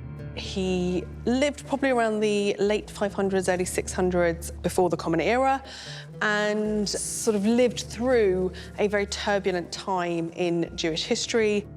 And he was probably quite an angry young man, or certainly God was very angry through his words and telling people to sort themselves out, sort out their injustices and their sins. Jeremiah is often depicted crying and is known as the weeping prophet. He had a good reason to be dismayed. Jeremiah made a terrible, blood-curdling prophecy to the Jewish people that because of their wickedness, because of their distrust of the Almighty, a terrible destruction was coming their way. And sure enough, that's exactly what happened. The ruler of Jerusalem, King Zedekiah, made a terrible error of judgment. He allied himself with the Egyptians against the mighty Babylonian Empire. Jeremiah is a prophet operating in the time of King Zedekiah. And he is warning Zedekiah, don't align on Egyptian support. They will not provide. And he was right. Eventually, the Babylonians reached Jerusalem and breached the city walls, knocked it down, took all the spoils of the temple, and took the king. Jeremiah knew that the Babylonians were coming, which gave him the opportunity to hide the ark. But where did he take it? After Jeremiah crossed the Jordan River, heading east, he traveled over the flat plains and towards the mountains on the valley's edge. This is the same part of the Holy Land that the Israelites wandered at the end of the Exodus hundreds of years earlier. From where in this wilderness did Moses see the Promised Land?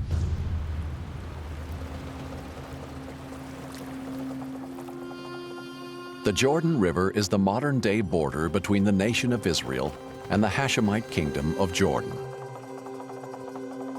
Suhair Demur is a local historian who knows this country well.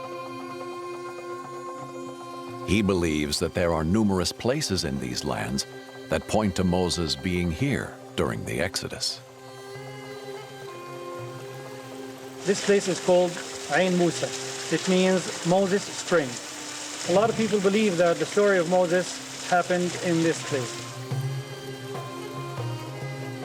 This place is associated with one of the miracles in the Exodus, the time that Moses brought water gushing forth from a rock. After he gathered his people around, he told them, I will get you water from this rock, and strike the rock.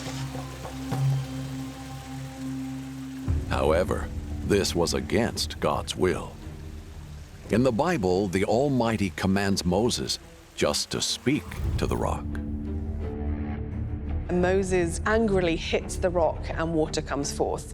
And he's punished for not doing as told. He didn't speak to the rock, he hit the rock, and that violence becomes, it's suggested, one source of why he's punished with not being able to go into the land of Israel. Now that he was forbidden from entering the Holy Land, where did Moses go? The very last part of the life of Moses took place in this corner, because he climbed up to the top of this hill, or Mount Nebo, from this corner, and Mount Nebo is all the way to the top. Less than a mile from the Spring of Moses sits the 2,300-foot tall Mount Nebo. The book of Deuteronomy says that this is the place Moses ascended to witness the Promised Land. Today, if you go to Mount Nebo, it's on the kind of biblical trail in Jordan. You go up a path, and at the top are the ruins of a Byzantine church, and then you look out onto what's rather a kind of flat plain, and you can see, obviously, into Israel from that height. The view from here certainly fits in with the story of Moses seeing the Promised Land. There is a church that is built at the top of Nebo, and so we have a pretty good tradition that dates back over 1,000 years that gives us the exact location of where Moses is buried and where the ark is hidden. The tradition of Moses coming here is well established. But what evidence is there of Moses or the ark being buried here? The answer may lie in the mosaics that were recently uncovered below the modern church. The mosaics on top of Mount Nebo, they depict the activity and the daily rituals and some of the sceneries and the wild animals. They existed in this area during the Byzantine times, which is back to the 5th and the 6th century AD. But if Moses was indeed buried here, and this church was built in his honor, where are the depictions of him? The mosaic floors do not depict in any context the subject of Moses. If Moses and his burial was venerated there, they didn't express it in their artistic representations. But you have two cases where the images allude to the temple. Maybe actually the people on Mount Nebo were venerating the memory of where the ark was concealed. Mount Nebo in the Hashemite kingdom of Jordan is identified clearly as the burial place of Moses in the book of Deuteronomy. Could this be where Jeremiah hid the ark? Mount Nebo is definitely a good candidate because it is documented in a reliable source. The book of Maccabees is a very reliable historical source in general, and it tells us of Jeremiah hiding the ark inside a cave. But it does admit that shortly after, people tried finding that cave and couldn't find it. Maybe we can find it today.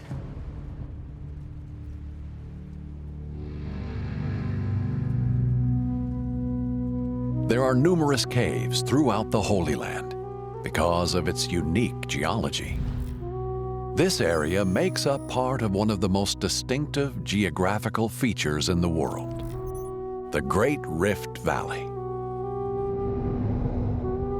This has been created because of the divergence of the African and Arabian plates. The lowest point of land on Earth is here, the shore of the Dead Sea, which is 1,300 feet below sea level. The Holy Land is riddled with caves. It's like a Swiss cheese. These caves often have treasure within them. We know that Jews have been hiding their treasures here in times of war.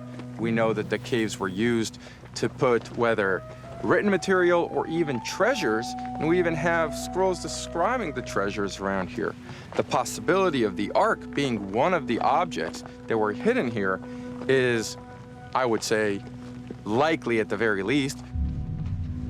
If the Ark of the Covenant was hidden in a cave in this mountain range, could this chest, made of wood and gold, have survived for 2,500 years? Or would it have rotted away?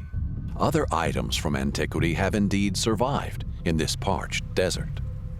In 1947, Bedouin clambering around the rocks on the northwest side of the Dead Sea came across a series of caves. They entered into them, and they found lots of scrolls. And today we know that there's something in the order of about 1,000 scrolls, and they weren't in a state of massive disintegration because of the special environmental conditions there. Yes, the Ark of the Covenant, even the wooden parts, might still be preserved. Indeed, in caves next to the Dead Sea, wooden sarcophagi and coffins were found dating back 2,000 years. In 1981, a Christian preacher from Kansas named Tom Crotzer came to Mount Nebo to search for the Ark using a treasure map he says he acquired from a local archaeologist. This map led to a cave entrance just down the mountainside from the church. They followed a tunnel that went into the mountain until they were basically beneath the Byzantine church. This tunnel ended with a wall, and they took pickaxes and they broke this wall down. Beyond this wall Crotzer says he found a chamber. In this chamber, there was the Ark of the Covenant. He then took a photo of it, and then his team left. They went back to Jerusalem, they returned to Kansas, they gave a press conference. He said he had found the Ark of the Covenant. But straight away, doubts were cast on this claim.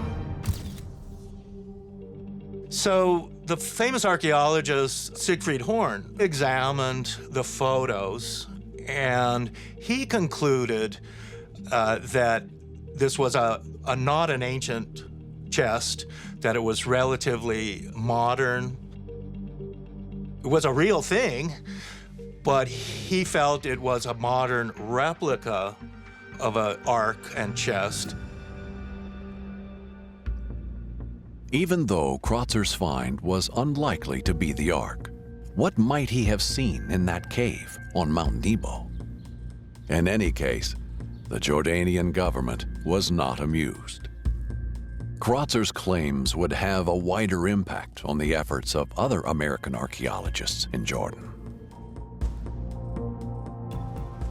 The Jordanian government freaked out. They had not given him permission to do any excavations on Mount Nebo, and they shut down all archaeological digs in 1981 because of Crotzer's announcement. And the suspicion of the Jordanian authorities continues to this day. The priests, archaeologists, and guides of this land are unwilling to talk about the possibility of the Ark being at Mount Nebo. Could there be some truth to the story in the book of Maccabees? Is it possible that the Ark is hidden on Mount Nebo? I would say it is possible, and it is, I dare say, even probable. Some people have thought then that the Ark of the Covenant is still in that cave where Jeremiah put it. But there are other stories that Jeremiah then went back to that cave and removed the Ark of the Covenant. If Jeremiah removed the Ark from Mount Nebo, where might he have taken it? Ark hunters have been searching the Holy Land for centuries, but they have had no luck so far. Maybe they have been looking in the wrong place. Documents and legends point to Jeremiah going on a voyage across the sea, thousands of miles from Jerusalem. And one controversial theory says that the Ark ended up in a surprising location.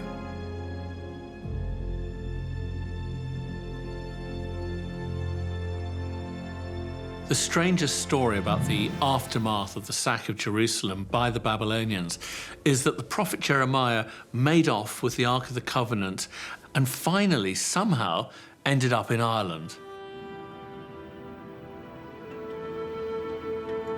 What evidence ties Jeremiah to the Emerald Isle?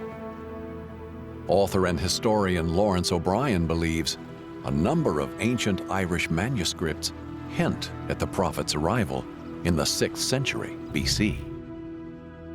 In the Book of Invasions, it is mentioned that there is a Jewish prophet, a wise man who came to Ireland at about that time. They don't have the exact year, but if we're to believe any part of the Irish annals, this part certainly could be true. This wise man was given a title, the Olaf Fola. It is possible that Jeremiah was known as Olam Fadla, and this may have been a title, with Olam meaning possessor of knowledge, and Folam meaning revealer. So this would allude to it being a title rather than a person, but Jeremiah would fit that description exactly. Olaf Fodler was said to be a kind of leader in a certain time in Ireland, and it's linked with Jeremiah very closely. He was a lawgiver, and he was a sage, he was a teacher. In County Meath, in the center of Ireland, there is an enigmatic structure. This stone pile is believed to be where the Olaf Fola is buried. by at least one 19th century archaeologist. If this mysterious figure was indeed Jeremiah, then could the Ark be buried here too? Author and historian Anthony Murphy is an expert on the megalithic sites of this part of Ireland and knows the myths and legends behind them.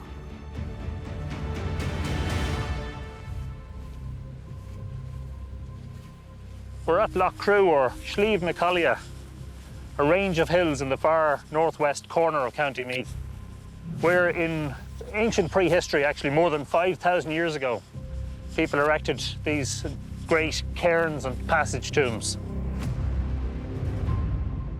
These huge rock mounds were built without mortar by people in the late Stone Age.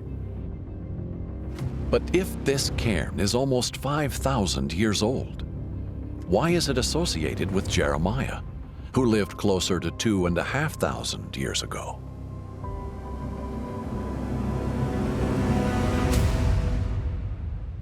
The answer lies in the writings of the archaeologist Eugene Cornwell, who in the 19th century decided that this cairn was the burial place of the Ola Fola, after examining some ancient Irish documents. In fact, Eugene Cornwell, writing in 1873, called his paper about his exploration of the monuments, he called it the discovery of the tomb of the Ola Fola. Could the Ola Fola actually be Jeremiah? If so, then how did he get here, 3,500 miles from Jerusalem? Now we have really a fascinating idea that the Ark of the Covenant was hidden at Mount Nebo by Jeremiah, but then retrieved, taken to the port of Jaffa, put on a ship, taken to Egypt, brought to Spain, and then ultimately to Ireland. So he must have come with the Ark, and I suppose he stayed in Ireland and died in Ireland, and then there's a possibility that because he was the custodian of the Ark of the Covenant, that it may well have been buried with him. One wild claim that has been made is that the strange carvings at the entrance to the cairn might prove Jeremiah's journey to Ireland. So Cairn Tea is very richly adorned with megalithic art. In fact, almost every stone in the interior of the monument has engravings, carvings, petroglyphs on it. The symbolism carved in Cairn Tea at Loch Crew is very interesting. There's lots of different symbols, different designs. So we have to question, is it a language? Is it astronomical symbols? Is it something else? Over the millennia, the interior of this 5,000-year-old structure has become dangerously unsound. Unfortunately, because the gate is permanently locked, we can't go inside the monument to take a look at this stone that allegedly depicts the journey of Jeremiah. So what I'm going to do is I'm going to stick my little miniature camera here in between the bars of the gate to get a closer look.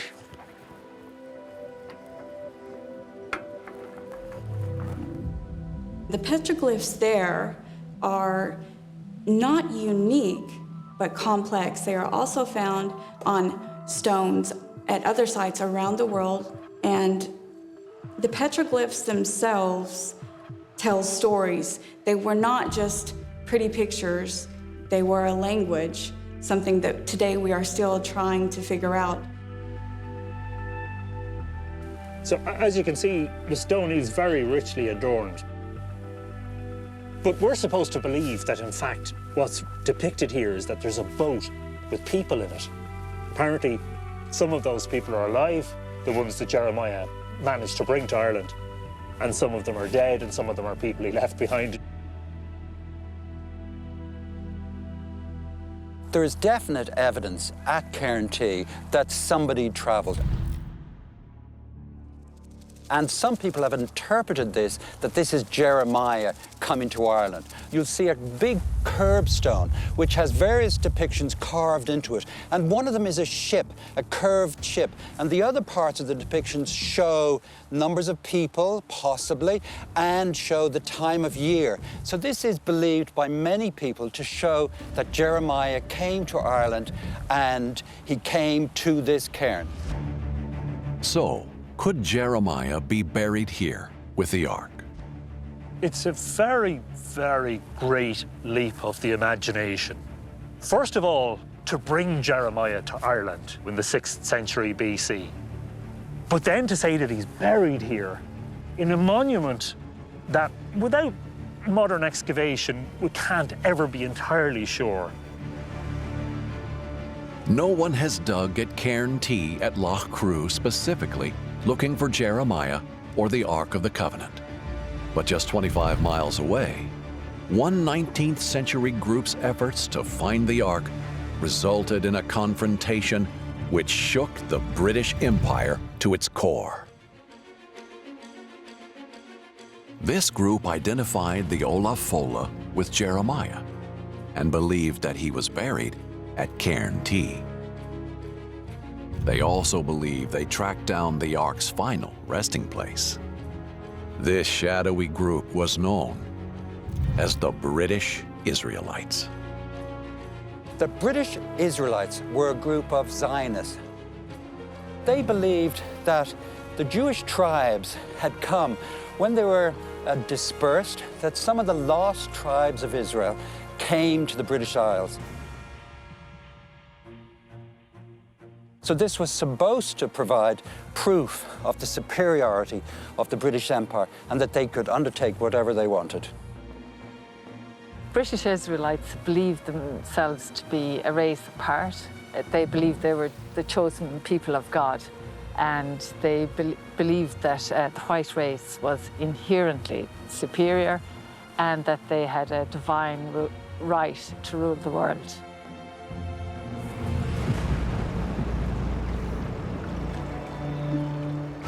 And the British Israelites were convinced that Jeremiah didn't come to Ireland alone. The British Israelites contend that Jeremiah, having left Egypt, travelled to Gibraltar. He had with him this mysterious queen or princess Tea Tephi, arriving here in the 6th century BC, and that they also brought with them the biblical Ark of the Covenant. They decided that Jeremiah wasn't the key to finding the Ark. It was the princess Tea Tephi. Tea Tephi was the daughter of King Zedekiah, the unfortunate ruler who had to confront and lost to the Babylonians. She was apparently of staggering beauty, and the prophet Jeremiah, as it were, took her under his wing on this odyssey to Egypt, then to Gibraltar, then to Ireland, where she was apparently, in some shape or manner, crowned queen.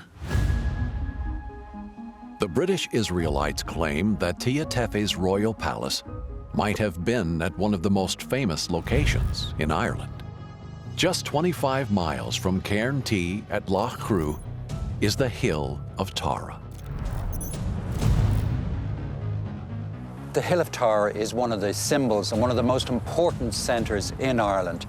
Tara is what being Irish is about. They believe, first of all, that this was the seat of the High Kings, but also a symbolic place, a centre of Ireland.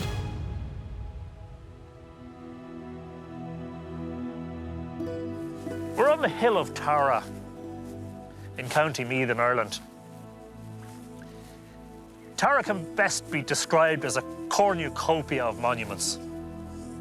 There are monuments here dating all the way back to the Neolithic, so probably at least 5,000 years ago. And then there are monuments representing every phase from then pretty much until now. In mythology and in the early history of Ireland, Tara is associated with the kings who are said to have ruled from here. It's assumed that the word Tara comes from an ancient Gaelic word, but a more intriguing prospect is that Tara is actually, if you want, a Gaelification of Torah, of the Jewish law. But what connects Tea Tephi to Tara? She, or someone with a similar name, is mentioned in the same obscure Irish source that talks about the Olaf Fola. Tea Tephi is in fact mentioned in Irish mythology. She's mentioned in the Book of Invasions. The difficulty with the Book of Invasions is that it describes events that most likely never happened in reality. The British Israelites believe that Tea Tephi and Jeremiah came to Ireland together with the Ark of the Covenant. Their belief is that she came here and married into the line of kings and thus preserving the royal line of David. But furthermore, they also believe that the Ark of the Covenant and Tea Tephi were buried together. In fact, they believe they were buried here under this monument called the Wrath of the Synods. But why did the British Israelites want to find the Ark of the Covenant in the first place? They believed that one group had a divine right to possess it: the British royal family. The current royal family of Elizabeth II claim they have royal blood, blue blood, which is descended from the House of David. So it comes down through David to Zedekiah, the Jewish king, and down through the princess who came to Ireland, who then married into the line of Irish high kings, who then became part of the Scottish royal family, who then descended to the current English royal family of the House of Windsor. Apparently, Queen Victoria received a letter from the British Israelite Foundation and actually told her that she was descended from Tea Tephi and King Solomon and so forth. And apparently she replied and says, "Yes, I know." And so they really believed they were going to find the Ark at Tara. Having established where they thought Tea Tephi might be buried, the British Israelites began to dig. The British Israelites arrived here at the Hill of Tara in 1899 and began to dig here at the Wrath of the Synods behind us. Now, there was immediate furore about this. It was considered to be an act of vandalism, and moves were made to prevent the dig from taking place. So it wasn't as much an archaeological dig as a treasure hunt. The local population was up in arms about it. There were protests led by leading nationalist figures of the time, such as W.B. Yeats.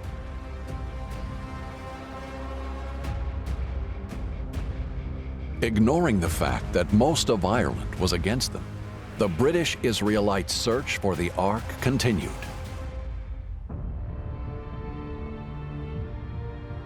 Their excavations began in 1899 and continued until 1902. After 3 years of digging, what did they have to show for their efforts? The dig didn't produce the treasure that they so sought after. In fact, all they found here, really, during the course of their excavations, were Roman coins dated to the era of Constantine. And it's not even certain whether that's because of a genuine Roman connection with the site, or whether there were local tricksters at play, throwing coins into the trenches at night to confuse the diggers. In addition to the British Israelites coming up empty-handed, their quest for the Ark of the Covenant would have unintended consequences. So the belief in Ireland that you could stop the British taking advantage of Ireland and taking out the Ark of the Covenant from the Hill of Tara was hugely significant and symbolic to the whole Republican movement. And I believe it certainly provided the backdrop for the later success during the War of Independence.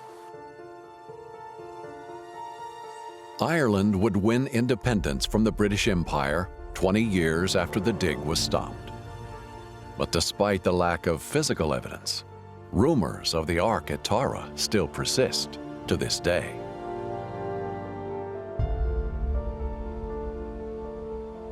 More recently, the British Israelites have claimed that in fact they were wrong about that location, and that in fact it's located either close to or beneath the Mound of the Hostages. This burial mound is the oldest part of this site and dates to the late Stone Age, a similar time to Cairn Tea at Loch Crew. The top of the mound was excavated in the 20th century, but what lies beneath is still a mystery. Of course, the great problem with that is that the Mound of the Hostages is a 5,000-year-old Neolithic monument. And the Ark apparently arrived, according to the story, in the 6th century BC. So they've a little bit of difficulty explaining the chronological difference. In any case, in order to dig in Ireland at an archaeological site, you need to have a license. And I'm not sure there are too many archaeologists who'd be keen to take on that task. Despite the issues with the chronology, some locals still believe the Ark will be found under this monument. In 2018, at the summer solstice festivities, a replica of the Ark was placed on this spot. Even though some believe the Ark might be here, Anthony Murphy is unconvinced. How people came to connect Jeremiah and the tribes of Israel with Ireland is bizarre. What this is it's a form of Victorian-era conspiracy theory. It remains to be seen if the Ark of the Covenant will ever be found in the Emerald Isle. It's possible that it never left the Holy Land. It may still be buried under Jerusalem.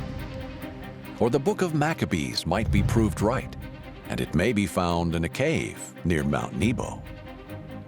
Documents also point to it being taken elsewhere in Europe, or even Africa. But if the Irish legends are accurate, and Jeremiah brought the Ark to Ireland, maybe these green hills hide one of the greatest treasures in history.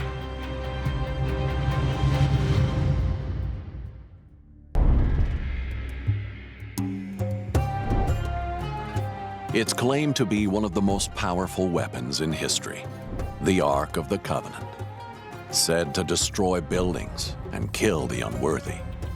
Stories of it have echoed throughout the ages. I think one of the reasons we're fascinated by the Ark of the Covenant is its sheer mystery and its sheer power. It's said to be a completely mysterious machine, a device that can kill whole armies. We're no nearer now to understanding how it might have worked. A new generation of experts now seek to learn what gave the Ark its supposed power. They're following its ancient trail of destruction for clues to its true force. Ben Mantel is at the place where it started.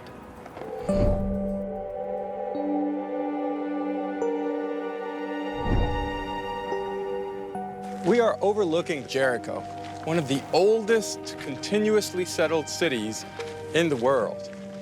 And this amazing city is situated here because it's a natural oasis that mankind has been taken advantage of for thousands and thousands of years, and one of the most important places when we're talking about the story of the Ark of the Covenant.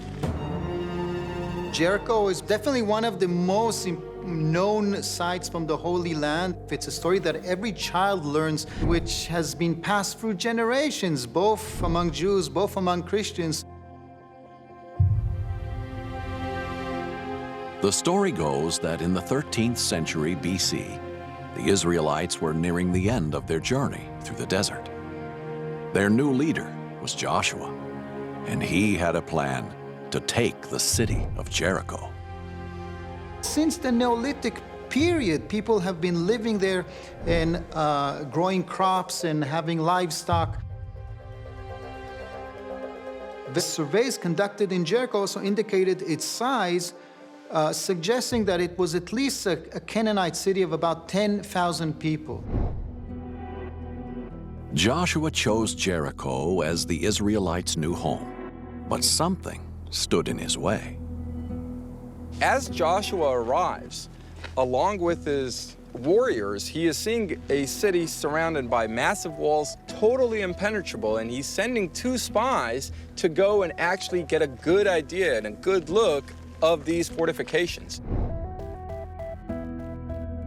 The spies learn that the walls are too tall to climb and too thick to penetrate, and they're defended by a Canaanite army. They come to Joshua reporting back that there is simply no physical way of charging into the city with its well-fortified walls. But the Israelites have a unique weapon that could help them in battle. The solution is found in the form of the ark, because it will essentially do the battle for them. According to Scripture, the ark had the power to defeat the Israelites' enemies. The book of Joshua is describing to us the exact details in which the city of Jericho is taken. We have here 7 priests walking together with the Ark of the Covenant, and each of them is holding a trumpet. On the first day, they will surround the city once and blow the trumpet. On the second day, they'll surround it again once and blow the trumpet.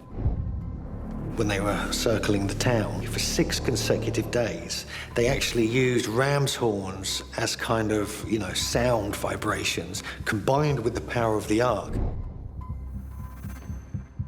On the 7th time, they'll surround the city, blow the trumpet.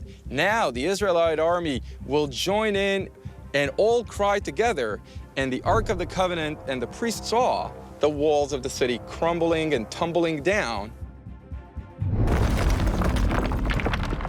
I think we can say without a shred of doubt that it was the power of the Ark that brought the walls of the city down. According to the Bible, the Ark of the Covenant destroyed the walls of Jericho. It's a radical shift from its passive role while the Jews carried it through the desert. This Ark of the Covenant is going to take an active role in the invasion, in the battle, and quite frankly, according to the biblical description, without an Ark of the Covenant, this city would have still been standing here exactly as it was 3,200 years ago. But how could a wooden box dressed in gold cause so much destruction?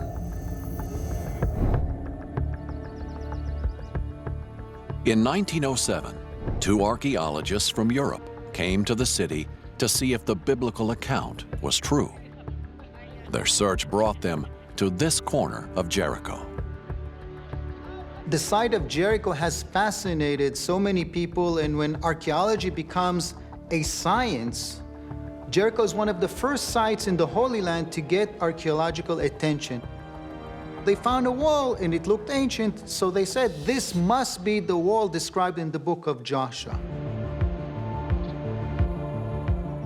With the walls seemingly discovered, another archaeologist arrived. His name was John Garstang, and he hoped to find out if the legend of the Ark's power was true. John Garstang was a British archaeologist who decides to return to Jericho again to validate the assumption made by prior expeditions that the walls of Jericho knocked down by Joshua and the Ark. Garstang began digging. Buried just below the surface, he found his clue. He did find a clear destruction layer. He found a big, thick layer of dark ash caused by a conflagration. I mean, the site was burnt in a devastating fire, and his assumption is that it was caused not by human, but by nature. Some devastating earthquake.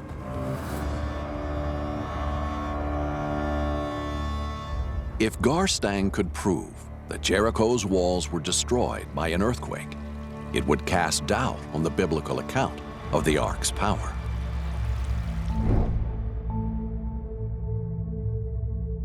Jericho sits on the edge of the Dead Sea Fault, a 600-mile fracture in the Earth's crust. The Jordanian mountains are moving 1 centimeter to the north compared to the mountains of Jerusalem. And this tension is released every century or so in an earthquake.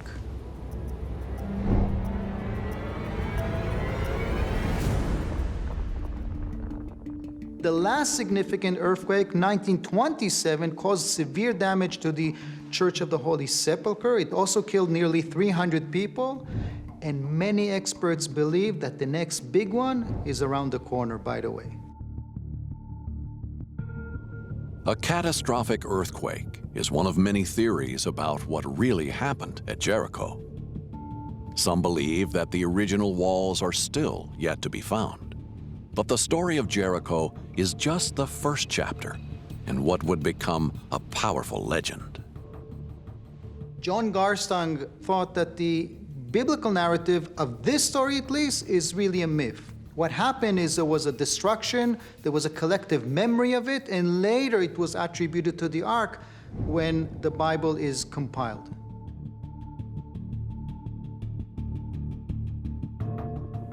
The investigation at Jericho continues.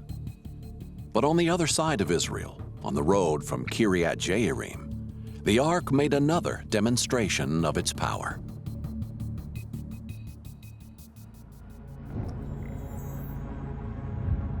"20 miles to the west, the ark was on a journey, transported on the back of a cart. On this journey, one man faced the full force of the ark's power. There's a famous story about a man called Uzzah, who was in the time of David responsible for bringing the Ark of the Covenant up to Jerusalem. Uzzah was part of a procession, carrying the ark on an old road across the desert.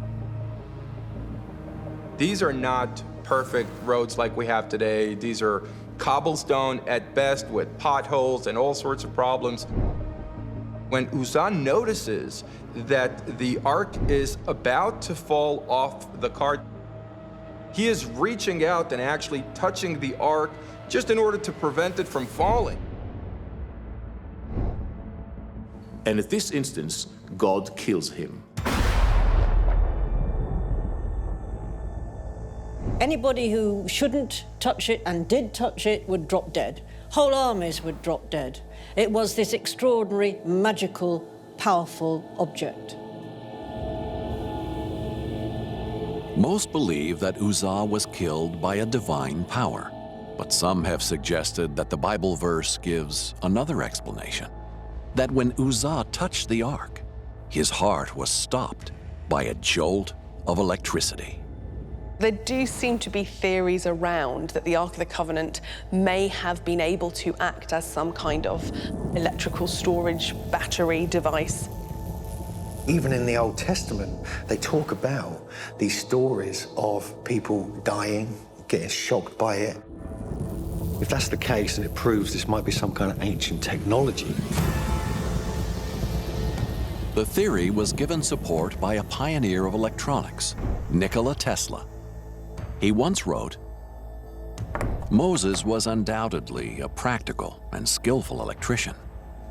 The Bible describes precisely and minutely a machine in which electricity was generated and stored in a box."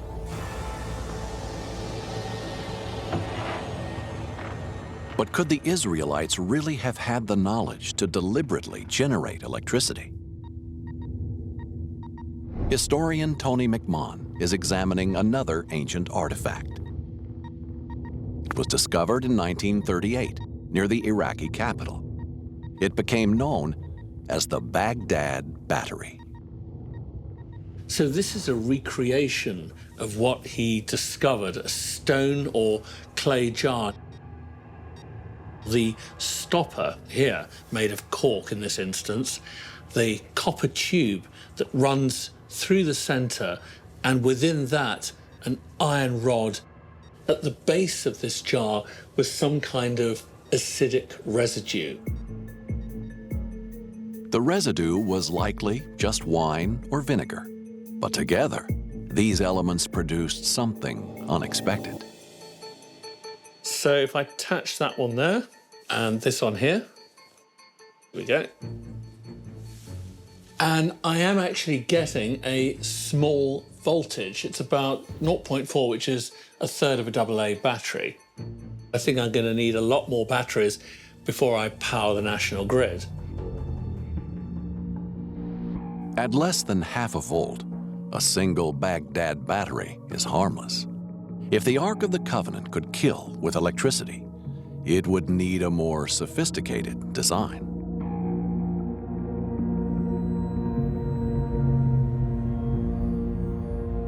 You don't need clay jars to make this work. These kitchen mugs here can double as ancient batteries. And let's see, given that they're all now in series, whether or not we can power this little LED light here. So that one goes on there, and this one.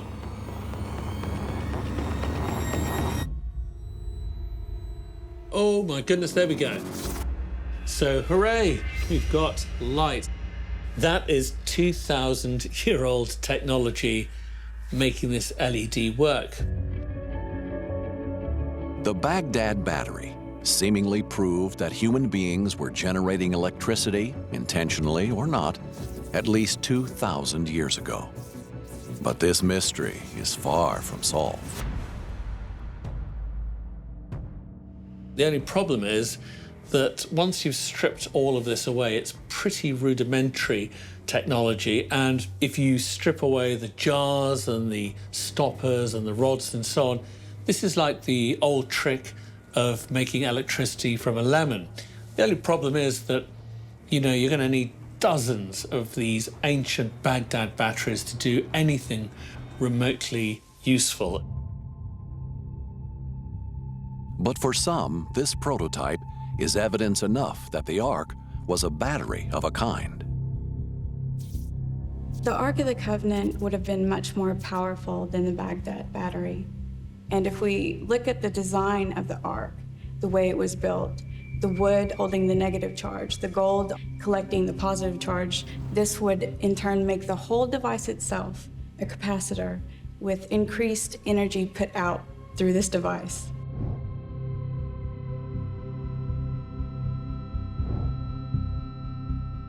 The truth of what killed Uzzah still invites speculation. But several miles north, another story is told.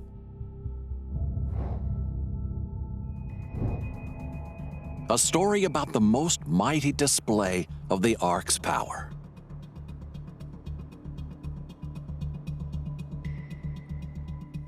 In northern Israel, a man called Eli hoped to use that power to win a war between the Israelites and the Philistines.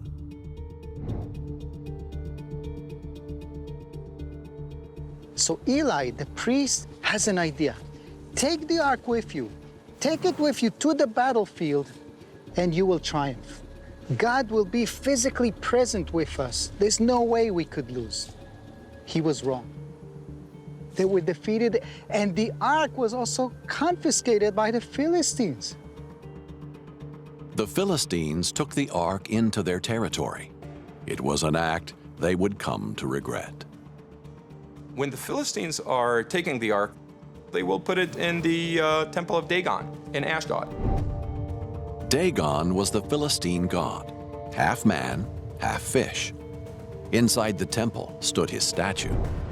But the day after the ark was placed in the temple, Dagon's statue fell from its plinth.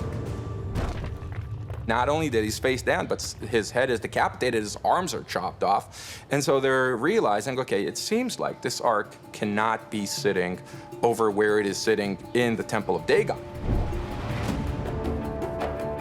But toppled statues were just the beginning. Soon the Philistines themselves were suffering a curse. It was taken away, to 3 different cities eventually, and plagues and devastation befell the Philistines. The Bible delicately describes that the plagues caused tumors in secret regions, the armpit and the groin. To many Philistines, young and old, the sickness was deadly. The ark was brought to another city, Gath, where it did the same thing, and then to the Philistine city of Ekron, where exactly the same thing happened. The Philistines believed that they were cursed by the power of the ark.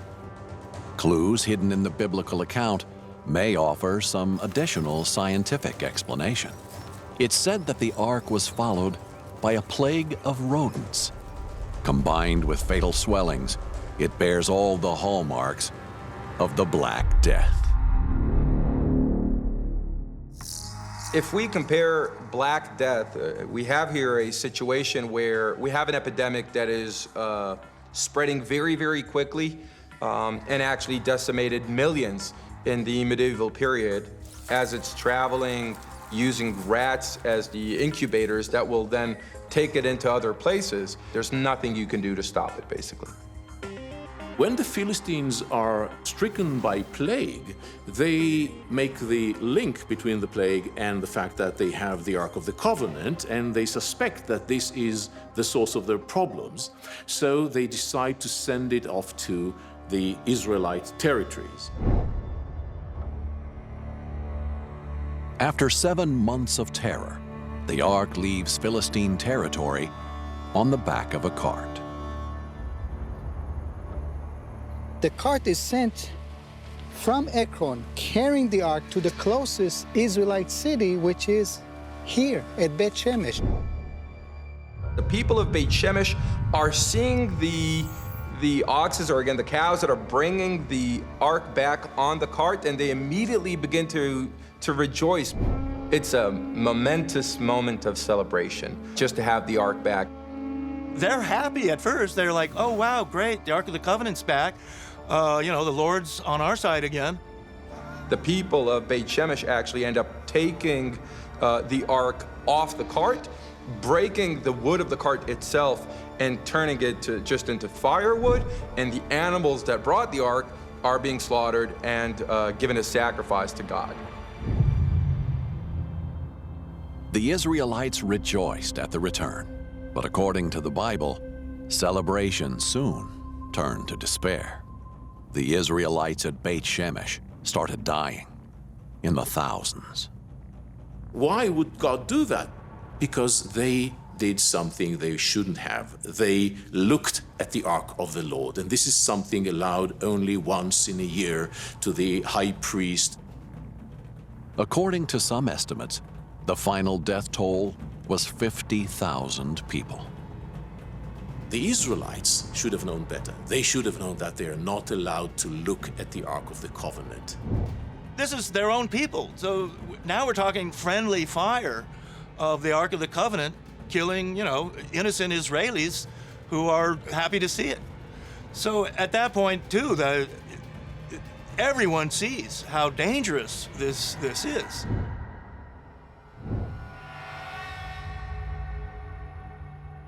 For millennia, people could only speculate on what really happened at Beit Shemesh. But Danny Herman is in one corner of the city where new evidence could prove the Ark's almighty power. What might he find? Here you need to be careful. There are sometimes snakes around here. I'm not kidding. If you look carefully, you can still spot here some animal bones. I think I saw one here. Look at this. And there are a few more spread around here.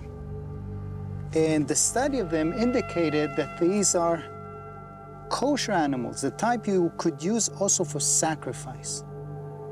The Bible story says that the Israelites welcomed the ark by performing animal sacrifice. What do you make out of all of this?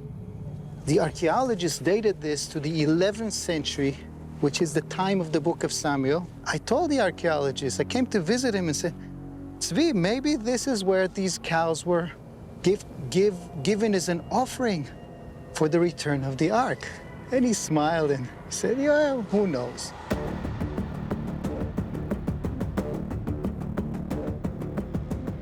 In 2019, a team made a startling discovery: the foundations of a small room with a large, flat rock in its center. This might be the most significant archaeological discovery ever made in the Holy Land. If it's true, it's astonishing. I even don't feel comfortable touching it, because you cannot rule out the possibility that this is not just any pillar. It's a slab of stone that was deliberately placed here to be like a table, but not part of a kitchen or a place to eat.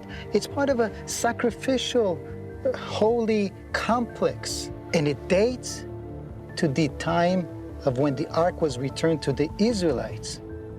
It seems likely there is a huge table that the Ark of the Covenant could well have rested upon. The dimensions seem about right. The structure of it seems accurate.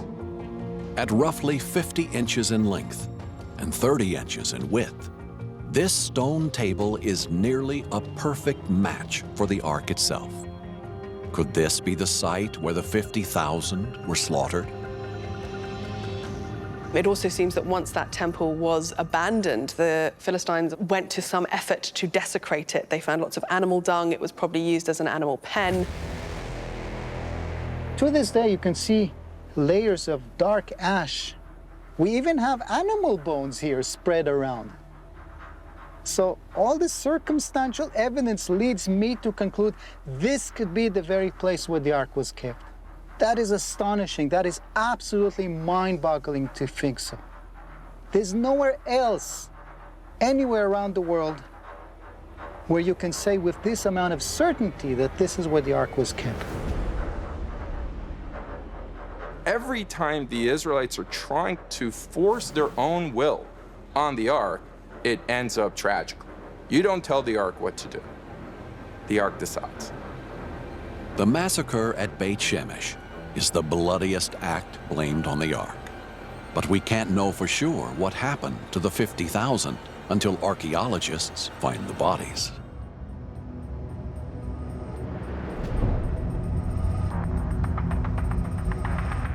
People have sought to find and harness the ark's power since it was lost 2,500 years ago. The power of the ark is extreme. You can't even fathom it. It's so lethal. It's on the scale of more than nuclear weapons almost. But the myths of the ark still have the power to destroy. 20 miles east of Beit Shemesh is a place where 5 people thought they could find it.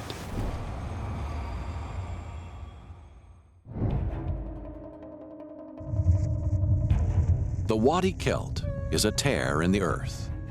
Inside are dark caves and ancient dwellings. For thousands of years, people have walked its shaded route between Jericho and Jerusalem. Is it possible that the ark is hidden in the Kelet Valley somewhere in one of the caves? Definitely. We have found treasures from various periods in caves all around this region. And so there is no reason to say that this one would be any different. Historian Bina Mantel is retracing the steps of a more recent order, one that just 80 years ago was bent on murder and destruction: the Nazis.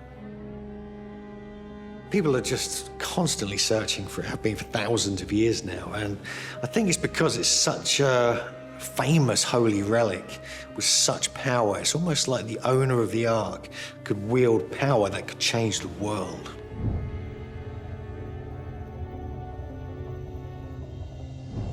In 1944, Germany was losing the war, and the Allied forces were marching closer to Berlin.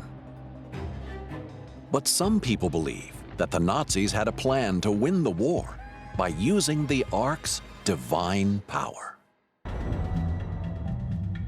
Heinrich Himmler set up a special bureau committed to victory. It was known as the Anna Nerba. The Nazis created a special pseudo-research task force, which was called Arenørbe. They were looking for Atlantis, they were digging up some prehistorical sites in Scandinavia, and they did make discoveries. The speculations they made out of this all relates to the sick racial Nazi ideology.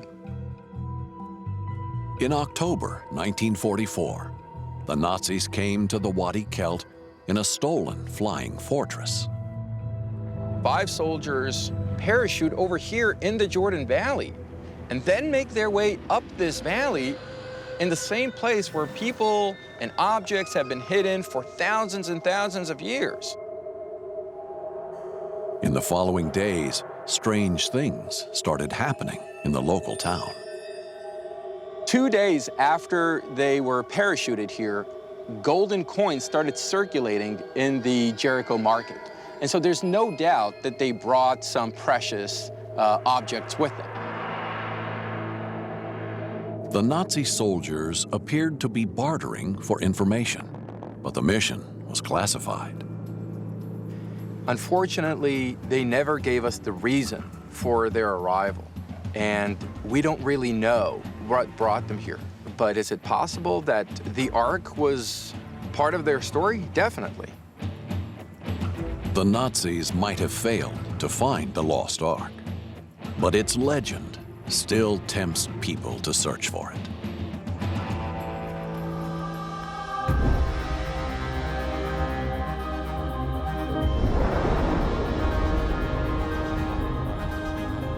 At the heart of Jerusalem is Temple Mount. There in 1981, the Ark was on the verge of igniting a holy war. The Temple Mount is one of the most sensitive sites on Earth today. Politically, religiously, the keys to the Temple Mount and to the holy shrines inside were given to the Muslims. Since then, the site is extremely sensitive, and the State of Israel refrains from excavating on the Temple Mount. Archaeologist Dr. Kate Raphael is journeying to the place where the Ark last exercised its power over life and death.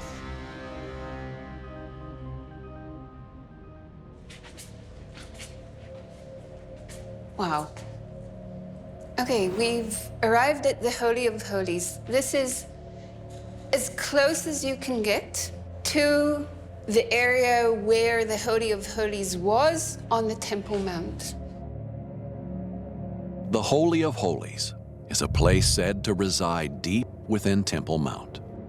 It's from here that 40 years ago, the influence of the Ark nearly started a Third World War. If we dig a tunnel about 80 meters straight without curving right or left, we will be directly under the Dome of the Rock today, which is where the Holy of Holies of the First and the Second Temple were. Only special priests can go in, and they have to wear special garments and things like that. And these garments have special, even jewels sewn onto them. It shows you just how dangerous and important the Ark of the Covenant was. But the Holy of Holies is different to Jericho or Beit Shemesh, because this sacred place is the last known location of the Ark. In 586 BC, Jerusalem was sacked by the Babylonians. The Ark is never mentioned in the Bible again. Suddenly, the story of the Ark just drops off out of history, and we don't hear about it anymore. The Bible is completely silent on the subject. But there are people who believe the Ark was protected from the invaders. One such person lived in Jerusalem in the 1980s. His name was Rabbi Yehuda Getz.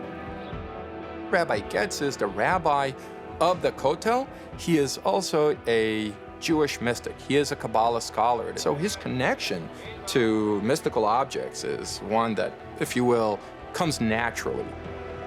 and the rabbi was drawn to an old story about the Ark and the Holy of Holies.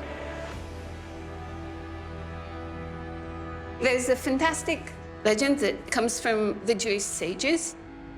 One of the high priests, he's walking in the Holy of Holies, and suddenly his foot stumbles on the lip of one of the flagstones. And he sees that you can actually lift this flagstone, and there's a chamber below it. So the evidence from this legend is that there's a subterranean chamber, and King Solomon built it so that if the site of the temple is threatened by an enemy, you'll be able to take the ark in this chamber, close it until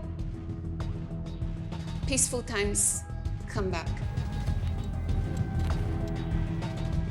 If the legend is true, the Ark could still be under Temple Mount. Rabbi Getz was so convinced that he embarked on an expedition, one which would risk a holy war. And in the hot summer of 1981, Getz began to dig. Like numerous millions around the world, Rabbi Getz was a religious person. He's Jewish, of course, and he is as curious as everybody else.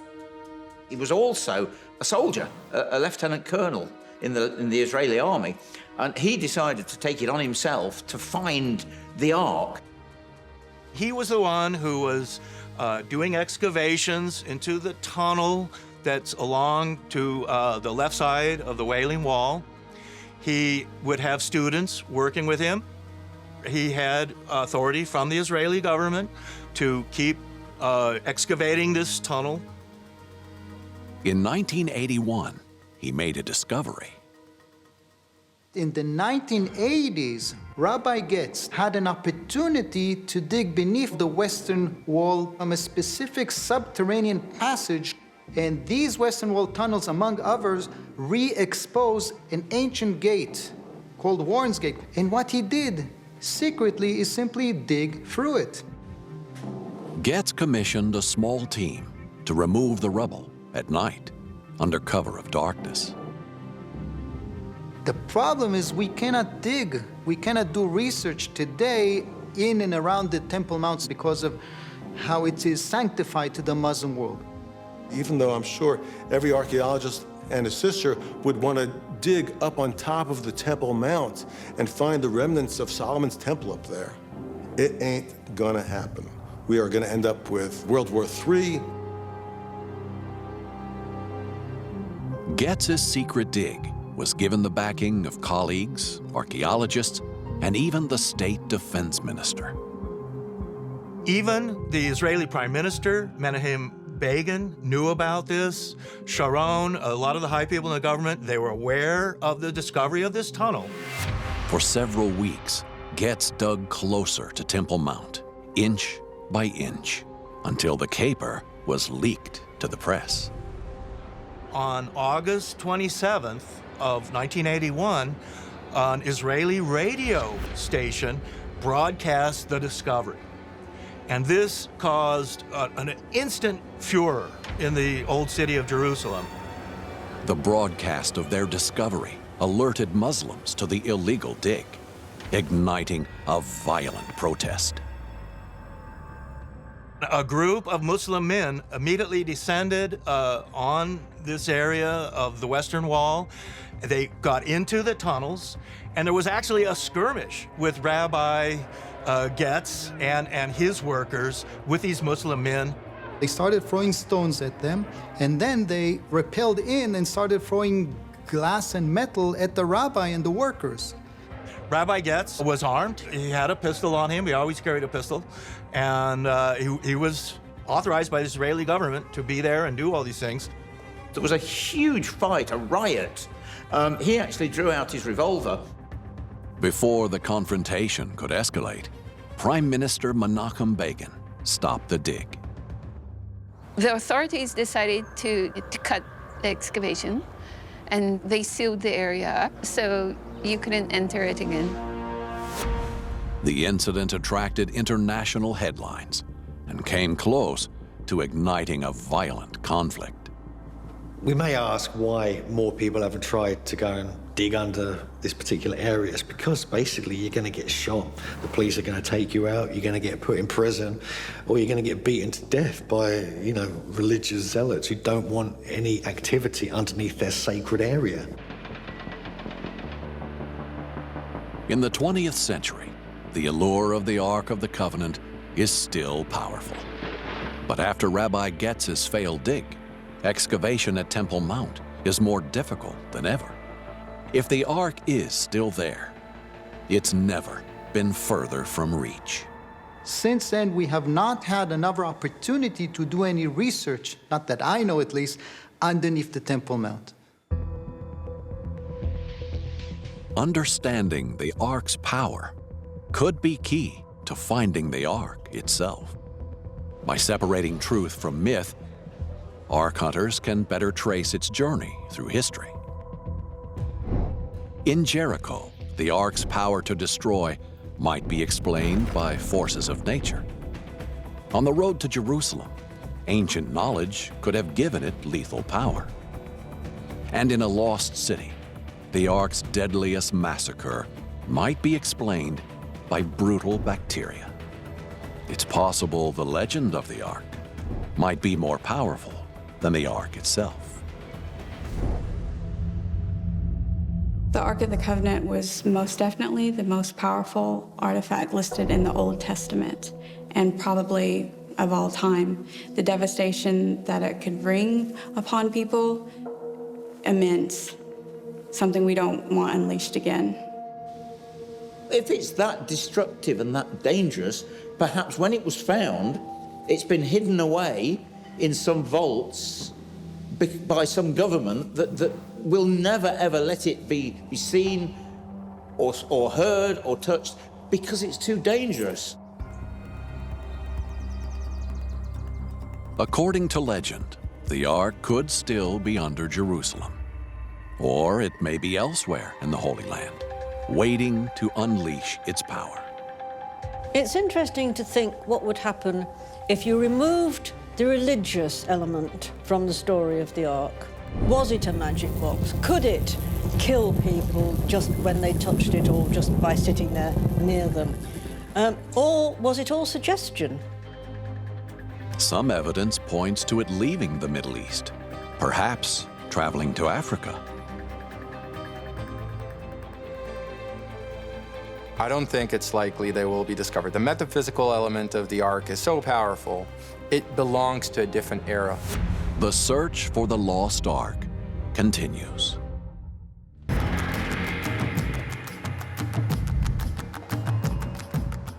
The Ark of the Covenant is a sacred item, said to be designed by God himself.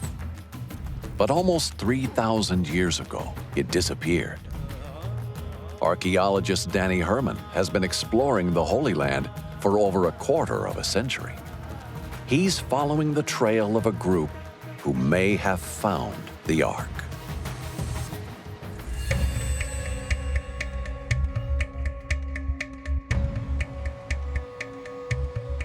The Templars were formed in 1119 here in Jerusalem with the full name Paueres Commilitones Christi Templice Salomonici, the Poor Fellow Knights of Christ and the Temple of Solomon.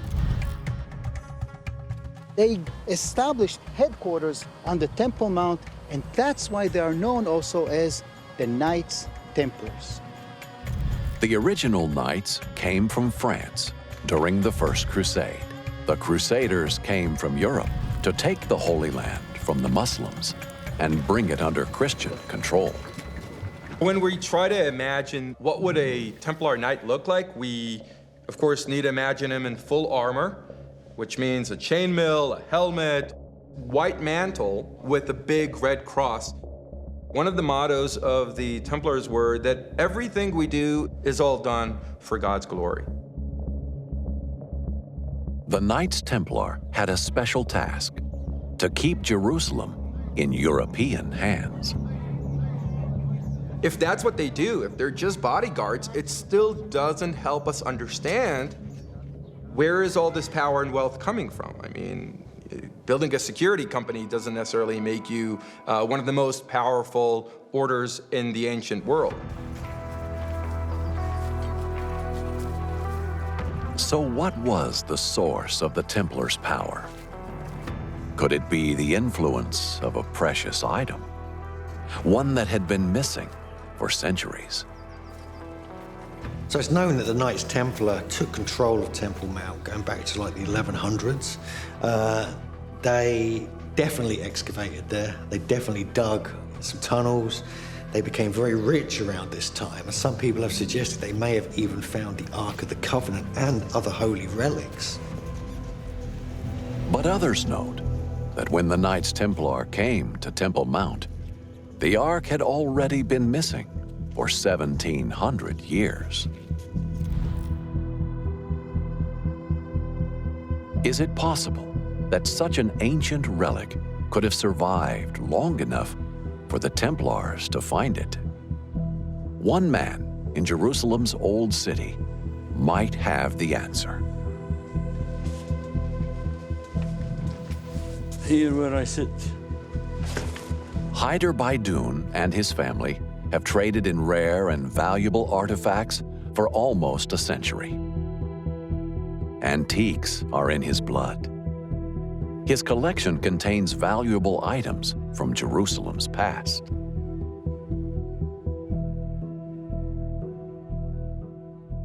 Look how beautiful fertility from the Old Testament. This is from the Iron Age. We have here something very interesting. See this, like a beetle, we call it scarab. When a city is in threat, it is a common thing by its people to hide their valuables, like hiding a few golden coins behind a double wall, or Jews hiding their valuables when escaping the Romans. Almost certainly there are many treasures buried in or around or under the Temple Mount. Jerusalem is riddled with caves and tunnels. Anything could be buried there.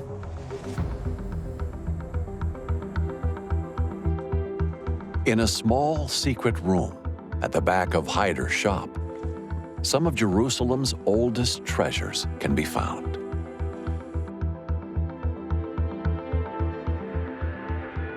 These big jars, they are from the time of the Ark. See that one with two handles, that's cooking pot. The little one, they are from Iron Age, King David. It makes me feel that I am living in that time, in the original time, not in this time. This is the technology time, the tech time. The Ark of the Covenant is more valuable than any other treasure, but it's a prize Hyder Baidoun still hopes to find. All the time they speak about it. The Templar, they took it from here to Europe. I estimate that the Ark is still in the Holy Land. And I believe it's hidden here, some place. If Hyder Baidoun can find artifacts that are 3,000 years old, then the Knights Templar could have found the ancient Ark in Jerusalem. We know for a fact that the Crusaders, like medieval Europe in general, were obsessed with relics. And if the Templars' headquarters is on the Temple Mount, it makes sense that they would be poking around and looking for any treasures of that temple. The search for the Ark would be dangerous, requiring enormous manpower and countless resources. But the Templars discovered a way to finance their escapade, one that would change the way the global economy operated forever.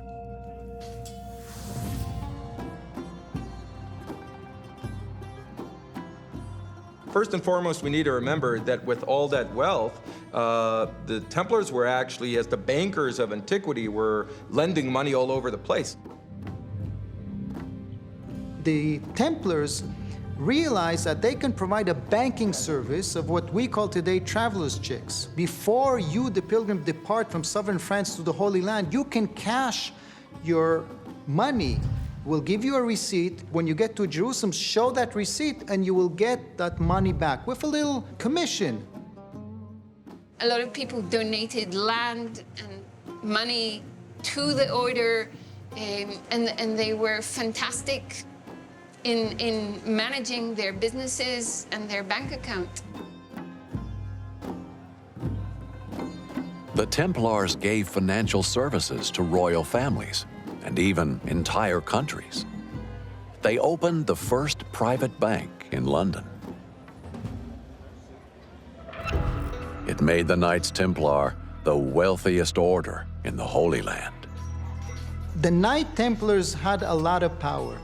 Now, they could have used that power to not only build fortresses, but also look for treasures and look for items that they were concerned with. And maybe they were also using the power they had to look for items like the Ark. But is there any proof that they found it? The answer could be found underground. Jerusalem is the most layered city in the world. There are so many layers of destruction and reconstruction again and again. The city of Jerusalem began when David seized the land from the Canaanites. It was then conquered by the Assyrians, the Babylonians, the Persians, and the Romans.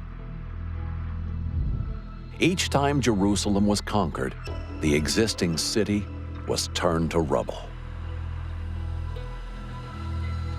The modern Jerusalem today is literally built on top of an ancient Jerusalem that's beneath them. Even the ruins of Solomon's Temple are apparently built on even older ruins. If the Ark of the Covenant was still in the ancient city, it would be under 50 feet of dirt. If today you want to reach the level of the Ark, the First Temple period, some 2,600 years ago, you might have to go through 25 layers before you reach the relevant one, which might have any valuables from the time of the Old Testament. If evidence of the Knights Templar can be found in one of these underground layers, it could be proof that they were searching for the Ark.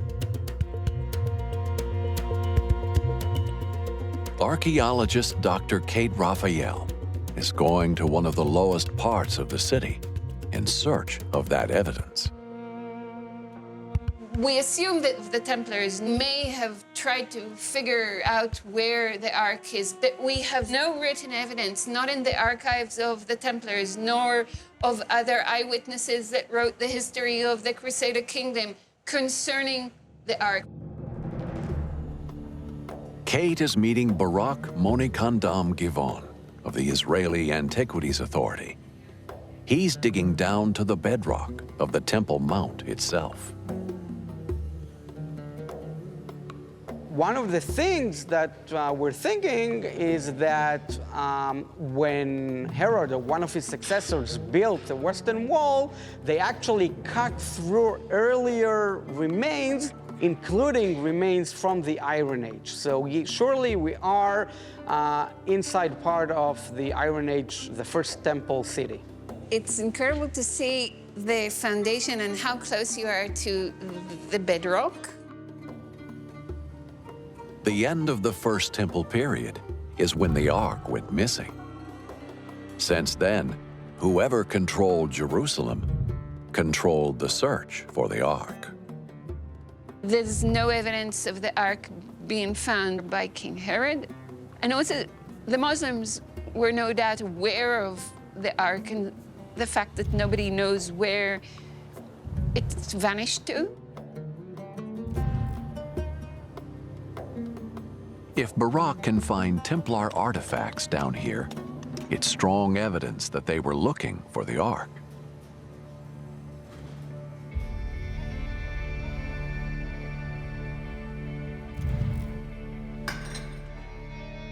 They had the opportunity and the means for a major excavation project to rival Barak's dig. But 50 feet below the surface, he found a clue that he didn't expect, one that could lead directly to the Ark of the Covenant itself. One of the most interesting finds that we actually found a few weeks ago is this very small 2 shekalim weight, and it actually predates everything we're seeing here. It comes from what us archaeologists call the Iron Age, which is the time of the first temple. Shekalim weights were once traded instead of currency 3,000 years ago.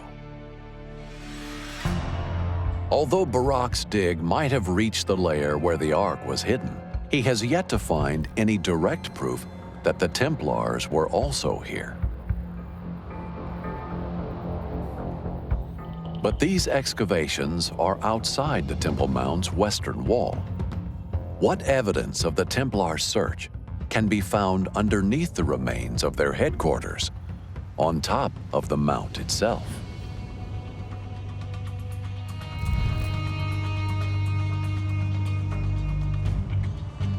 Today, Temple Mount is administered by a Muslim authority, and new excavations on the mount are forbidden. But Danny Herman is meeting someone who's performing a different kind of dig. And he's uncovered a Templar treasure trove. Hey, Tzachi! Hey, Danny! How are you? Good to see you. Tell me, what is all of this? This is sifted material from dirt that originates from the Temple Mount. Zaki Devira is conducting an excavation of the Templars' former headquarters.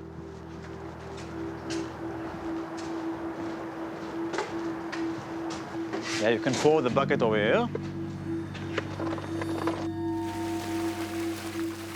Okay, Danny, please take the hose. Okay. And wash it. We soak it with water so it will be easier to wash it later on. Okay, and then what am I to look for? Okay, you have to differentiate between the natural rocks and the man-made remains, which are the archaeological materials. This examination of the Temple Mount was made possible by a crime that took place in the 20th century. How did it all start? In 1999, there was an illegal dig over there. By whom? By the Muslim authorities who control the site. Bulldozers removed soil from the site and dumped it in the desert without authorization from the Israel Antiquities Authority. Zaki's team recovered the debris and found artifacts from the Knights Templar. Can you guess what these are? That looks like a little nail. Yeah. A horseshoe nail? Exactly. This rubble comes from a site called Solomon's Stables. It was where the Knights Templar kept their horses, a cornerstone of their identity. If you examine the famous mascot of the Knight Templars, you see 2 knights riding on 1 horse. So that is to show how poor they were, at least how poor they initially were. But old nails aren't the only thing buried at Solomon's Stables. Well, we have the biggest and the richest Crusader coins collection that were found in Jerusalem. Can I hold it? Yeah, but carefully so it won't fall down. Okay. These are amazing. These small items are actually telling you quite a lot. A lot more than a piece of mosaic. It's economy, it's politics. We have lots of coins of Baldwin III, but we also have some even 1 gold coin. Any possibility that there might be a tiny fragment that could be related to the Ark, by the way? Just out of curiosity. There is a possibility, and there is a possibility also that we found fragments, vessels of the temple. Possibility. You're not saying that you found. No, we might have found and we didn't recognize. Despite Zaki's discoveries, he hasn't yet found proof that the Templars located the Ark. But is it possible that the Templars did find it, only to lose it to a rival army?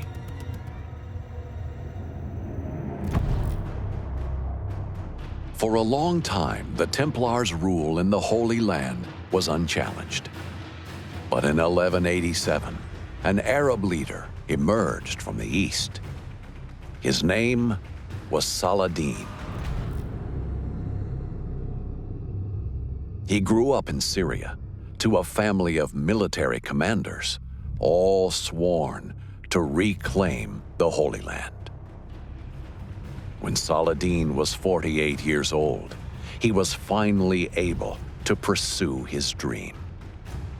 He united the armies of Syria, northern Mesopotamia, Palestine, and Egypt, and marched them to battle against the Crusader armies.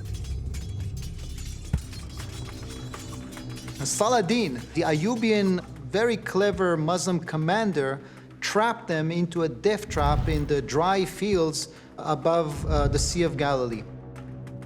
It is a monumental moment. We see the whole Crusader army wiped out just outside the city of Tiberias. In one defining battle, it's almost as if there isn't a Crusader army anymore.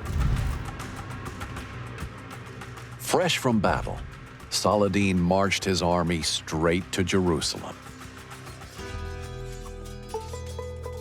Eventually, after a number of days of siege and battle, the city of Jerusalem actually surrendered.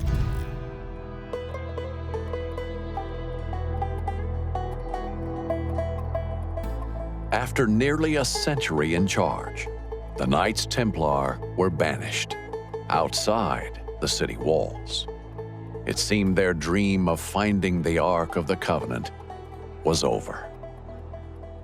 They didn't know that the end is coming. I mean, there was no help coming from Europe, and eventually the city falls, and the Templars leave together with all the other knights and citizens and the nobility. But there are rumors that the knights didn't leave Jerusalem empty-handed. One cannot rule out the possibility that they actually found it, but it was so powerful and so important for them, they didn't want to make it public. So they kept it as a secret to themselves. They may have found the Ark of the Covenant there. They may have taken it away with them. And where they took it is a whole other story.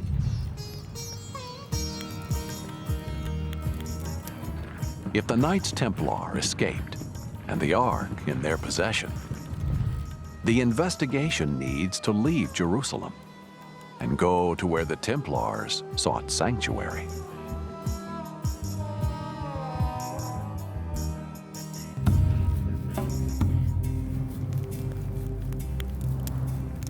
The Knights, once sworn to protect weary travelers, were now nomads themselves. The Ark may have been their only thing of value. But where did they take it?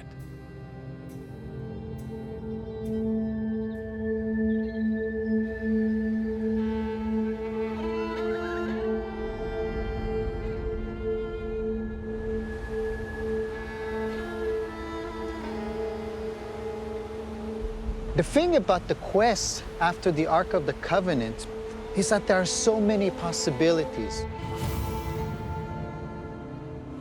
It may have been hidden on Mount Nebo, it may have been carried to Egypt, maybe even further all the way to Ethiopia, or maybe it was concealed for centuries in Jerusalem. But the place where I'm standing now is one wild possibility that the Ark of the Covenant is actually in this exact city, or maybe, just possibly, right there.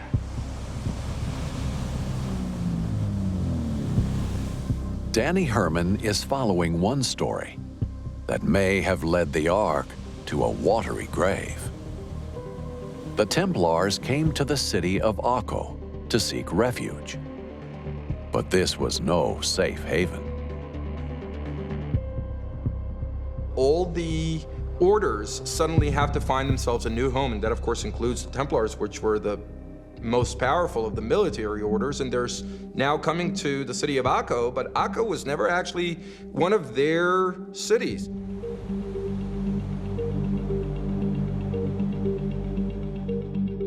Danny Herman is retracing the Templars' journey through unfamiliar and potentially dangerous territory.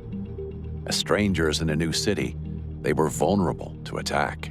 The old city of Acre also today is still an intricate set of narrow alleys. And this is probably how it used to look like also in the time of the Crusaders. Imagine these dark and narrow passages where sometimes even a carriage couldn't go through. They wanted probably to bring all their treasures, and yet they were nervous because they were not alone. The Knights Templar may have escaped the Arab forces, but now they were in danger again. From someone else who might want the Ark of the Covenant for themselves. There was another military force that was a rival to the Templars, the Knights Hospitallers. This is the central courtyard of their compound. Imagine knights and horses and a shaft reaching fresh water that the horses could drink of. You could even take your horse up to the second floor to monitor and protect your headquarters. The Knights Hospitallers were sworn to poverty and charity. But they had a different calling to the Templars. The Hospitallers took an oath to help the poor and heal the sick. The approach of the general public to the Hospitallers is probably that they are instrumental, that they are crucial to their survival, because everyone needs to go to the doctor when they're sick, and so all the countries are supporting their cause. They were very respected even by the Muslims. In fact, when Salah ad-Din defeated the Crusaders in the Horns of Hattin, he slaughtered the Templars. The Hospitallers, he gave respect. He gave them a year to clear all their operation in the Holy Land in a proper manner. The Hospitallers' oath to healing was sacrosanct, but their motivations may not have been entirely charitable. You definitely don't want to mess around with a Crusader Knight and think to yourself, oh, this guy is going to be nice to me and perhaps take it easy on me.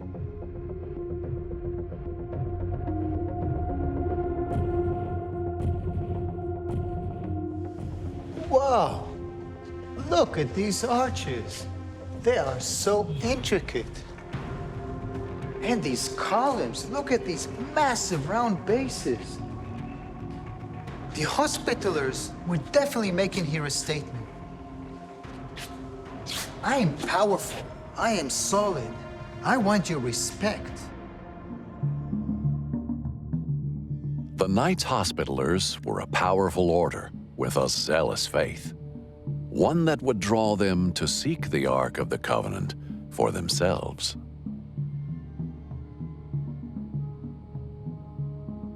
The members of the order were monks who made an oath to poverty, but the order itself was extremely affluent.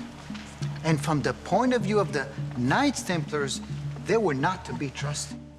Crusaders are not homogeneous, and that goes all the way to the top of the pyramid. Crusaders could actually find themselves on opposite sides of the battlefield. Now, the Knights Templar were sharing a small city with a rival order, one with its own knights and a desire to find the Ark. This town wasn't big enough for the both of them.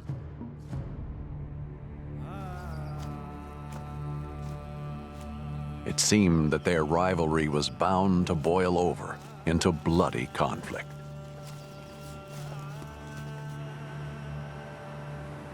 But less than a century after the Templars arrived in Akko, a new enemy appeared, the Mamluks.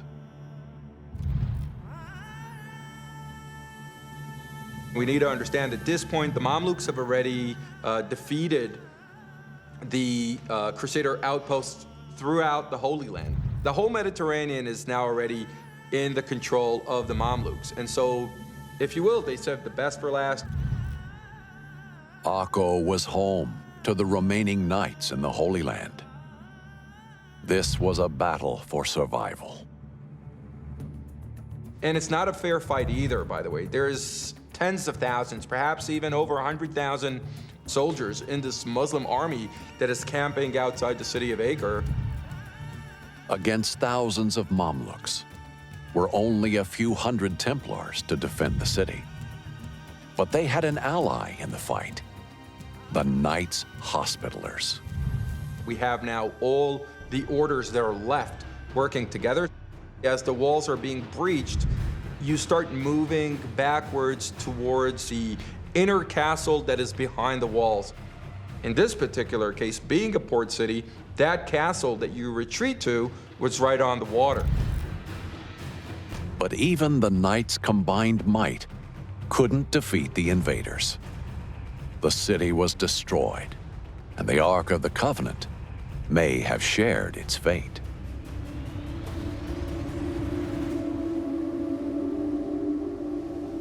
Danny Herman has come to the Templars' last battleground, once a mighty fortress, now left in ruin.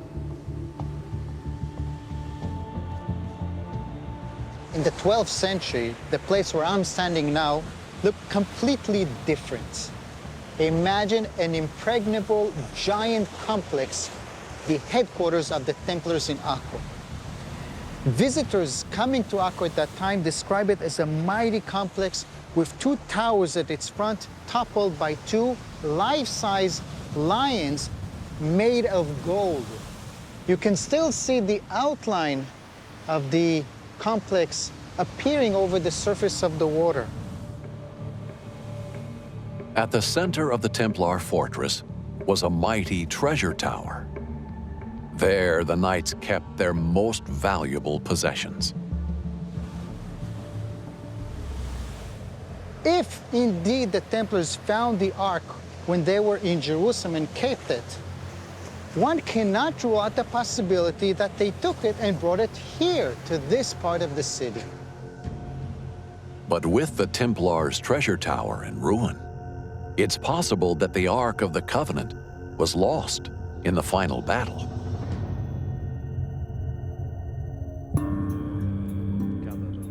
But might the Templars have smuggled the Ark out of the city without being seen? One of the things that are crucial to understand about Crusader architecture is that whatever you build, whether it's a castle on the shore or if it's a castle on the mountain, you always want to have an escape tunnel. In the 1990s, an earth-shattering discovery was made in the city. A secret tunnel below the grounds of the Templar fortress. So I am now several feet beneath the old city of Acre. This is the actual entrance into the tunnel. And it goes in a perfect straight line. What is all that water? The tunnel stretches 1,000 feet, bypassing the city streets. So the story here begins in 1994, when a citizen of the old city of Acre reports to the authorities he's hearing water leaking under his house. And when they send in a squad to test this, they realize it's not just any leak, there's a tunnel under our house. And making such a tunnel 800 years ago, this is quite a technological engineering achievement. Some of it is built, some of it is dug into the bedrock. Before this tunnel was discovered, the trail of the Ark ended in the Templars' destroyed fortress. But now, there's hope it may have survived the attack. If the theories claiming that the Templars had the Ark and took it with them to Acre, and now they need to clear it in a safe way, This secret passageway is a perfect way to do so and protect it. The tunnel leads directly to Akko's main port, where the Templars and their treasure boarded ships and escaped the city. That was the end of the Crusader episode in the Holy Land. The Knights Templar were now scattered across Europe. Thanks to their banking infrastructure, their influence was still strong across the continent.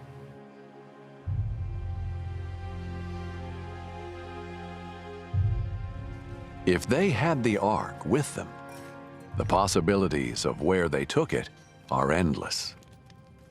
But the trail hasn't gone cold.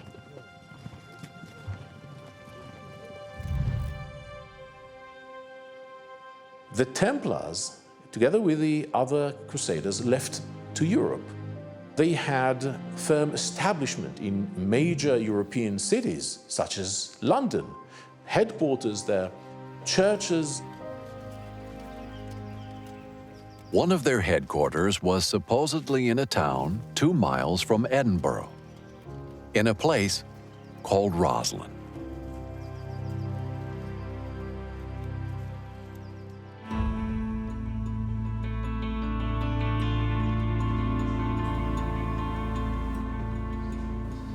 It's thought that Roslin Chapel was being completed to hold the Ark of the Covenant.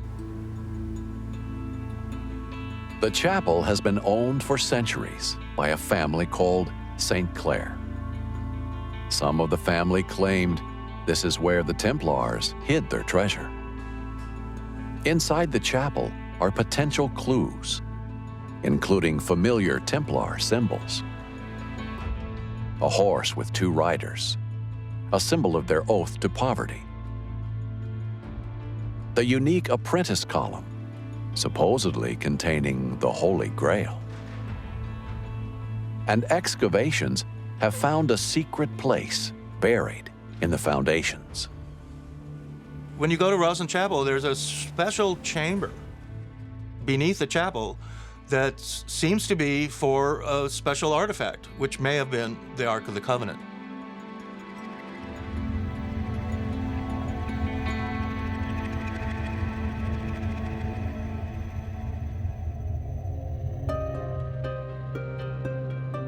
Scotland is just one of hundreds of possibilities where the Ark could have been hidden.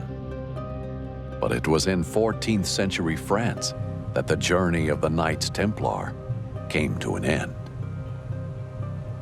Knights, specifically at those times, are all about the 3 vows of chastity, poverty, and obedience. Okay, so obedience fits perfectly into the bill, but chastity and poverty, of course, don't sit well with the way that they develop. When the Templars returned to Europe, they became the biggest moneylenders in the land. But they bankrolled the wrong people. They were the bankers of Europe in the 12th, 13th centuries until the beginning of the 14th century, when they were basically destroyed physically by the King of France. The King of France accused them of homosexuality and being infidels to confiscate their wealth. With the support of the Pope, the Holy Order was dissolved. The remaining Templars were executed, and their assets were seized. But there's a chance that the Ark may have escaped capture.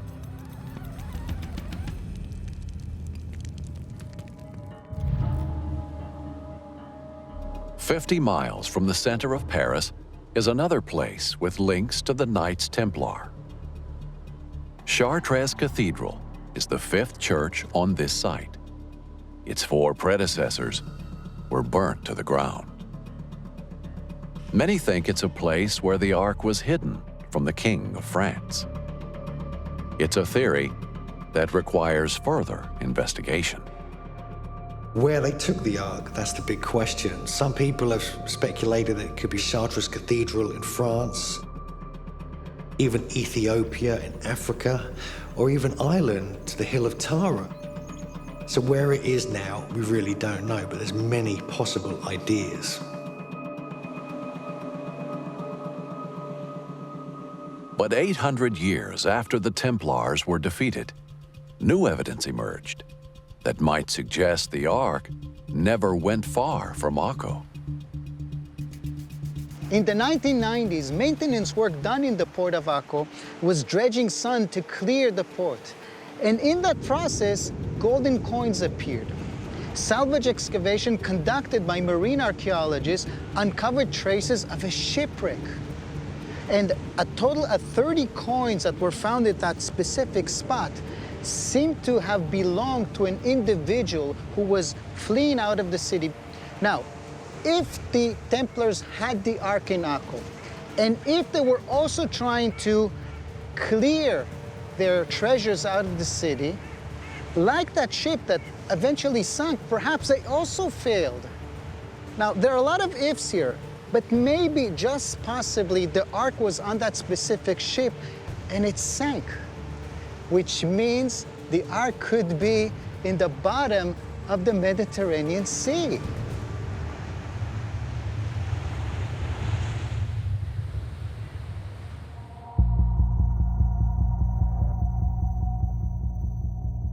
In their search for the Ark, experts have followed the trail of the Knights Templar. From their humble origins in Jerusalem. Do we go with the line that they were a good bunch of doctors trying to help the Crusaders, or were they on a much more specific mission? Don't know. To their greedy escape from the Holy Land. Some people do believe that the Knights Templar were always looking for the next great religious artifact, the next great bit of knowledge that would give them the edge in the world. Were they successful in finding the Ark of the Covenant? Some historians think they were. The Ark may rest at the bottom of Akko's Bay. Or perhaps the Holy Land is just the beginning of the Ark's journey through history.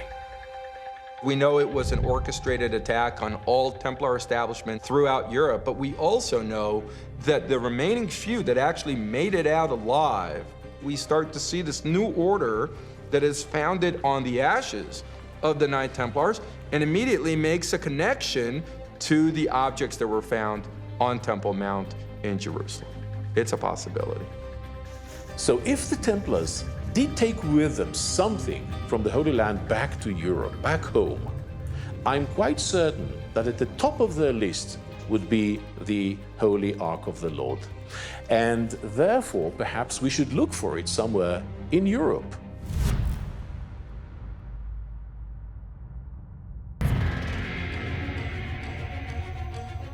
The Ark of the Covenant, a holy item said to be imbued with incredible power to smite God's enemies. This artifact disappears from history around the 6th century BC with the Babylonian conquest of Jerusalem. There are many theories that tie the Ark to the African continent, which deserve to be explored.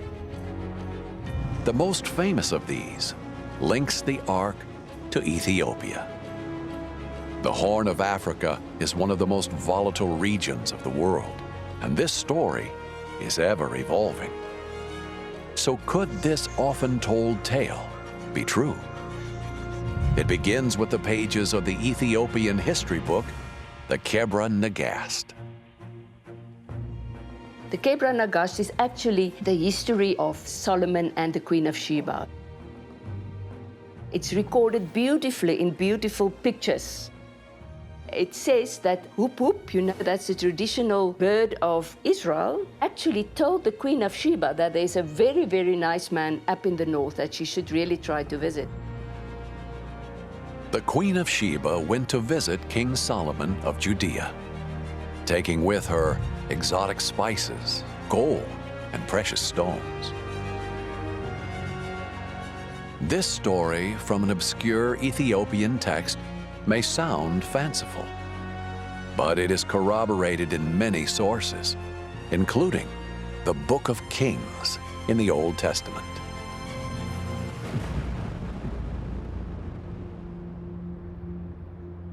The Bible records Queen Sheba visiting King Solomon here in Jerusalem. According to the Ethiopian revered book called Kebra Nagast, they were also intimate.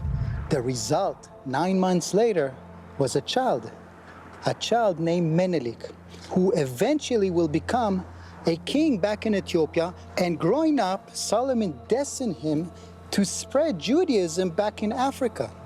So he geared a team of people that will introduce the religion and created replicas of the temple and its items.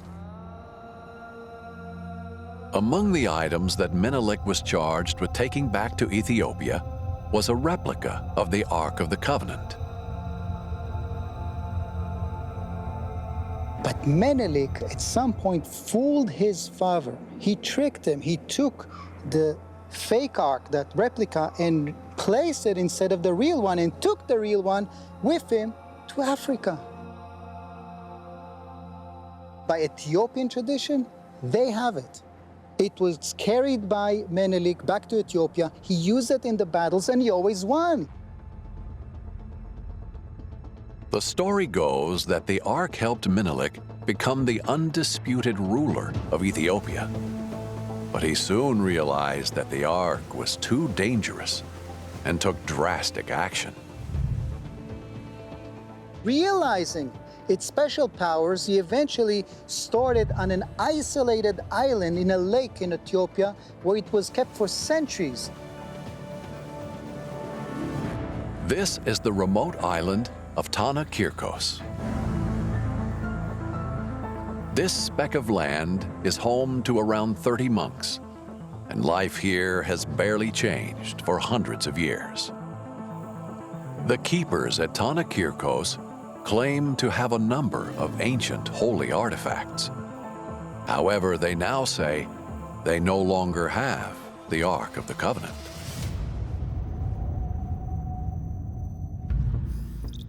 It is said that with the arrival of Christianity in the region, it was moved from this island to the city of Aksum, the holiest place in Ethiopia, and the coronation site for many of Menelik's successors.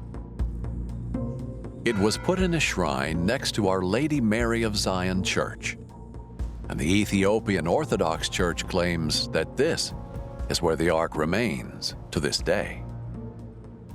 You cannot enter that church, and one priest is alive at a time, and he alone can go into that church, and he is the custodian of the Ark.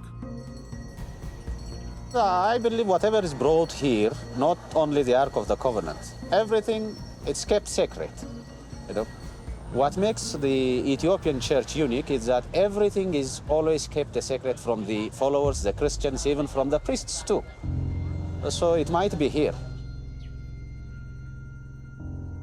So is the Ark in Ethiopia? Well, Ethiopians are certain they have it, but they won't let anyone see it. That's the problem. That's the agonizing part of that fascinating story. So validating that Ethiopian famous tradition just cannot be done.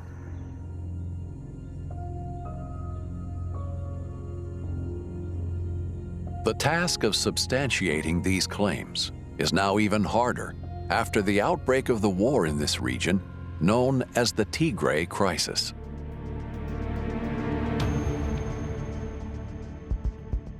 In late 2020, the fighting reached Aksum, and many locals ran to protect the Ark. What happened is still not clear. Some reports say soldiers left the Ark alone. Others say it was taken to the Ethiopian capital, Addis Ababa.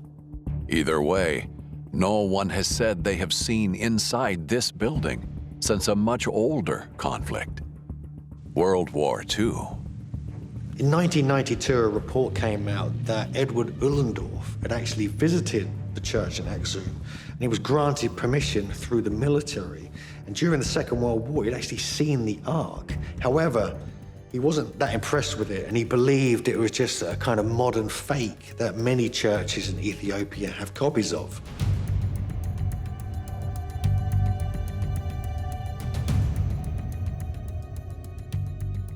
In Ethiopia, the practice of churches holding replicas of the Ark is widespread.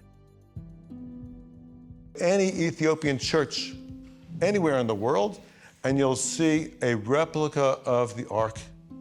There'll be a facsimile of the Holy of Holies at the front of the church. It's only the patriarch or the high priest, if you will, who can enter there, only during certain days, very reminiscent of the Jewish origins of this whole story. This tradition is seen at the Ethiopian Orthodox Timkat festival, which is the same day as Epiphany in Western Christianity. On this day, thousands of replicas of the Ark of the Covenant are paraded around Ethiopia. Could it be that the Ark in St. Mary Zion is just another replica? Until the keepers of this Ark decide to reveal their secrets, or the truth behind what happened during Ethiopia's civil war comes out, a question mark remains over its authenticity. But there is another location on the African continent that also claims to have the Ark, and this time it is on display for all to see. 2,500 miles away, in an area that straddles the border between Zimbabwe and South Africa, there lives an ethnic group known as the Venda people.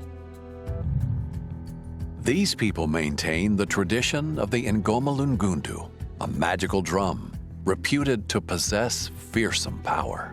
And some believe that one of these legendary instruments could be the Ark of the Covenant. But surely the description of the Ark in the Bible is of a chest and not a drum. However, the Ark is described in different ways in various books of the Bible. Professor Magda Leroux is an expert on the Ngoma Lungundu and has investigated the connections between the drum and the biblical Ark. Exodus 25 tells us the story of how God explained how it should be built with gold and all the nice things. In Deuteronomy 10, it says that the Lord told Moses just to make a simplified ark. Maybe it was a drum. Why not? Originally, it seems the earliest reference in the Bible refers to Miriam as having the ark in the battle that she was fighting, and she beat it, and it was a drum. Limba oral tradition says they wielded the Ngoma drum's power in the same way as the Ark was used in the Bible. They used it in warfare. It had power. It had an effect on the people. They said it put them to sleep, and that's ideal in warfare. So there are many stories surrounding that. Drums are the symbol of the presence of the God and the king and power.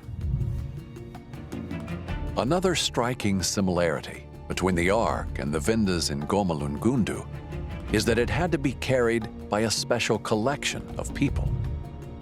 In the Ark's case, it was the priestly class known as the Levites, who were said to descend from the brother of Moses, Aaron. For the Ngoma Lungundu, the Venda chose the Limba people.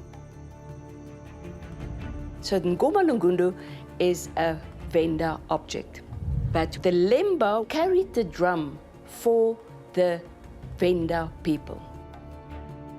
The Limba of Southern Africa has a fascinating story of origin, or tradition of origin. They said we came from the north by boat to Africa as traders, but we couldn't go back. So the Limba were very crafty, skilled people in magic and in warfare specifically. So they walked in front of the Venda people and they blazed the way into Africa southwards. It is said that the migrating Limba people walked the length of Africa.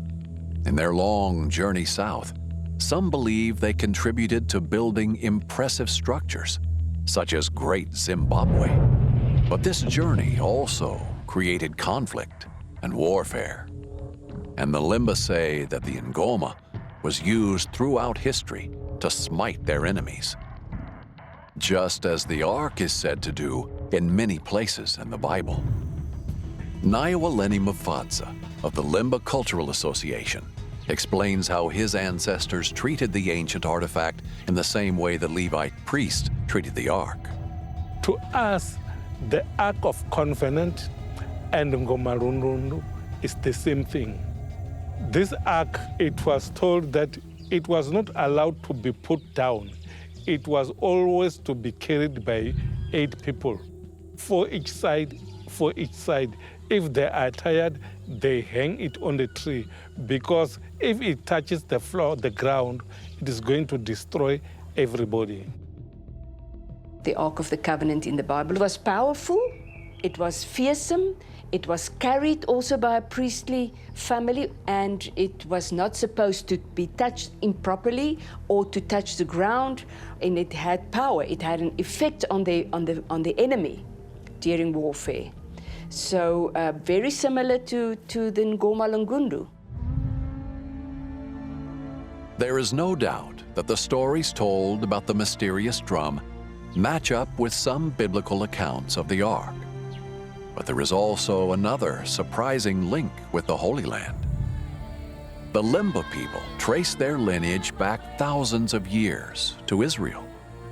They believe their ancestors were Jews living in the Holy Land, and they brought the Ark here to southern Africa with them. Professor Ruda Mativa is an expert on the history of the Limba people.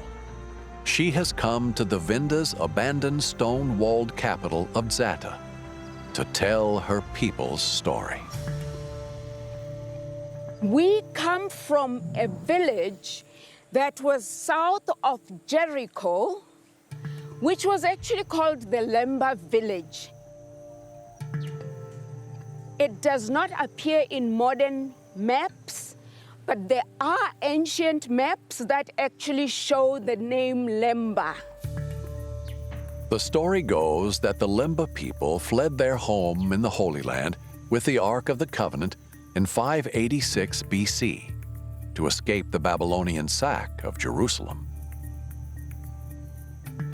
And we fled to Yemen. And we fled to an area called the Hadramaut area, which is in the middle of nowhere in Yemen. But we actually built a city called Sana'a. In 1995, an archaeological site in eastern Yemen was identified as being the ancient site of Sana'a, backing up the Limba story. Located in the Hadramaut Valley in the Arabian Desert, this place has always been isolated and war-torn. If the Limba came here, it would have been anything but peaceful. They had problems there with their Arab cousins who wanted them to convert to Islam. And normally when you live with another group, there are always fights. So time after time, they used to use boats and trek into Africa. And we continue coming down south until we reach Zimbabwe. And we decide, okay, this is where we're going to make home. We settle in southern Zimbabwe. All this time, we have the Ark of the Covenant, and we carry it in front of us wherever we go. The rule is it's carried by males. They have to put on white tunics when they carry it, and they only beat on it when we are threatened. When the Limba and Vinda peoples reach Zimbabwe, disaster strikes when their use of the Ngoma displeases their god. We know that God is angry with us. And there's a cave in Mount Dumbwi where we hide the Ark of the Ngoma. And there's an elder that guards the Ngoma. In our oral history, that is the last piece that tells us that's when the Ngoma ended.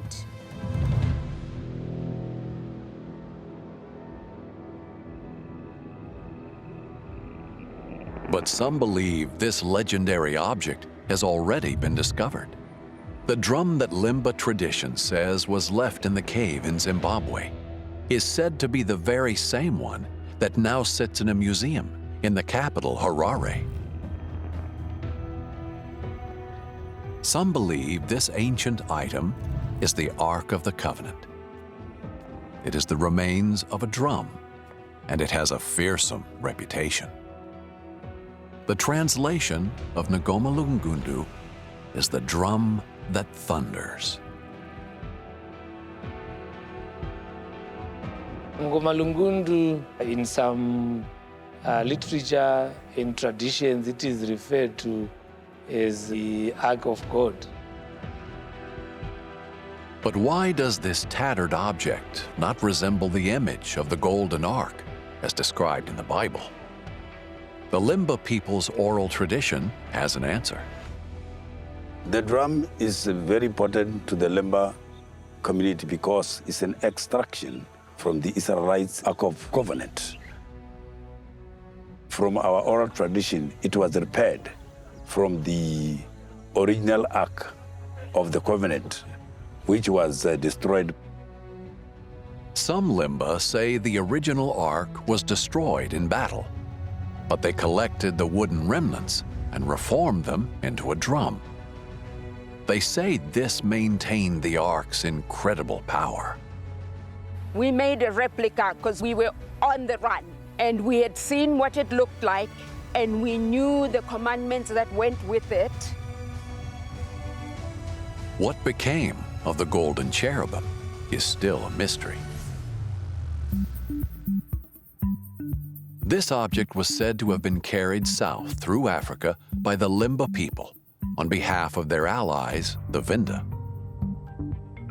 But what is the provenance of this artifact? It was first discovered in a cave by a Swedish missionary called Harold von Sickard in the 1940s. Von Sickard immediately recognized the parallels between the Ark of the Covenant and the Ngoma Lungundu. From their stories, from their traditions, and he recorded it. And he wrote this book, the Ngoma Lungundu and eine afrikanische Bundeslage. Ngoma Lungundu and African Ark of the Covenant. And I think that's where the whole idea of Ngoma Lungundu being the Ark of the Covenant, came from.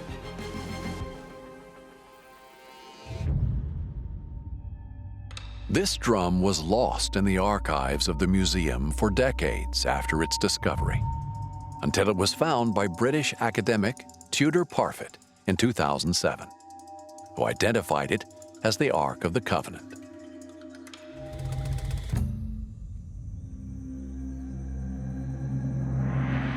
It's possible that there are other, older remnants of the Ark left by the Limba and Vinda people on their journey through Africa.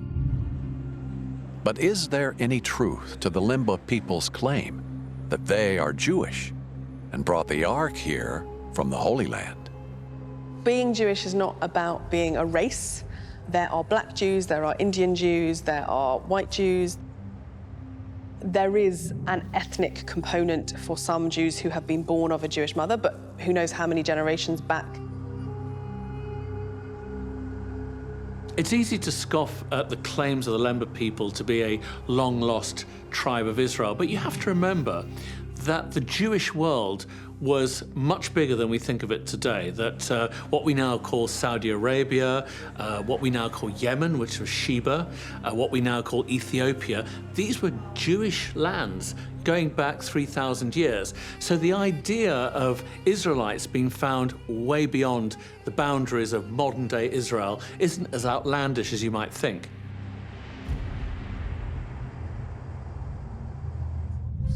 In the town of Sweetwaters, in the Limpopo district of the Republic of South Africa, the Limba elders are meeting. Pandalani Mutinda is the president of the Limba Cultural Association and an expert on the stories surrounding the Ngoma Lungundu. So we are saying the Ark of the Covenant have played a major role connecting our belief and our origin from Israel. Shalom Bashar.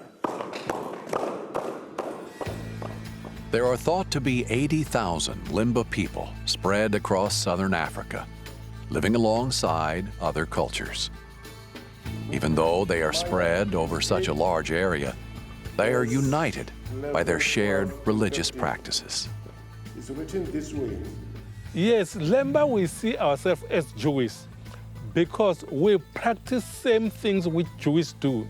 We circumcise our people and we don't do intermarriage. If you are a member male, you must marry a female of Lemba. As well as circumcision, the Limba practice other Jewish traditions. One of these is the use of the most sacred instrument in Judaism, the shofar horn. This is the original ram's horn. But because we are in Africa, we don't have this type of a horn. We are using the MNI kudu horn.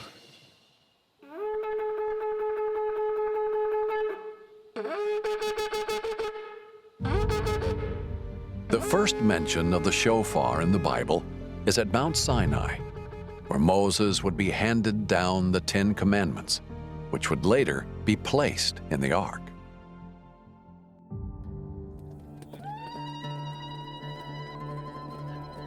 Jewish culture permeates every aspect of life for the Limba people, from what they eat to the way they are buried. So all these graves, they all have to have so that they can be distinct from the other ones. The Lemba graves are facing up north. And this north that we're talking about, we're not talking about north of Africa, but we're talking about Israel, where they come from, where we come from.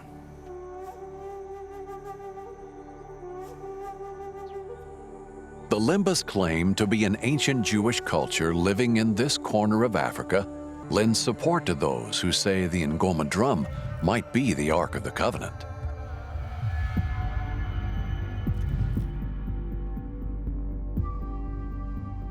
But the identification of this specific drum as a descendant of the Ark is a modern idea built on recent research and some wild assumptions. For many Limba, the fate of the original relic was lost in the mists of time.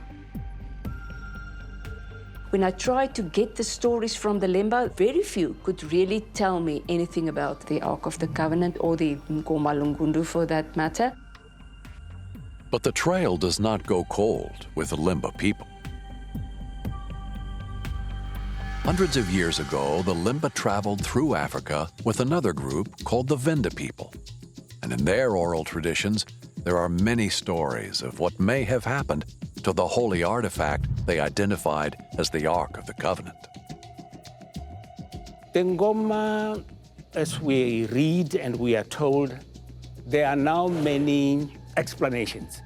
Some scholars tell us that it's hidden somewhere in the mountains they now refer to as the Soutpansberg. The question being, is the drum in the museum at Harare the Ark? Not at all. Richard Wade is an explorer and archaeologist of 30 years standing and believes that there is something sacred in the Soutpansberg Mountains of South Africa. He discovered this when translating the works of another explorer, Peter van Heerden. Peter van Heerden wrote a very interesting article in Afrikaans, and therefore it never became international. And he particularly liked the Venda culture, and there was a guardian keeper of the Ngoma Lungundu at Chandulu. And he met with Peter van Heerden, and he told him, "You must come with me, and you must come and see what we have." Van Heerden says he was guided to a cave in the mountains where a Venda king called Dambenika had been entombed. Buried with him were the ancient artifacts associated with the Ark of the Covenant. He couldn't believe what he'd actually found. And inside is the Ngoma Lungundu, and a beautiful photograph was taken by Pieter van Heerden. I managed to get into the cave at Chandulu and actually find quite a lot of the objects that were left behind, and I saw the two perfectly made Ngoma Lungundus.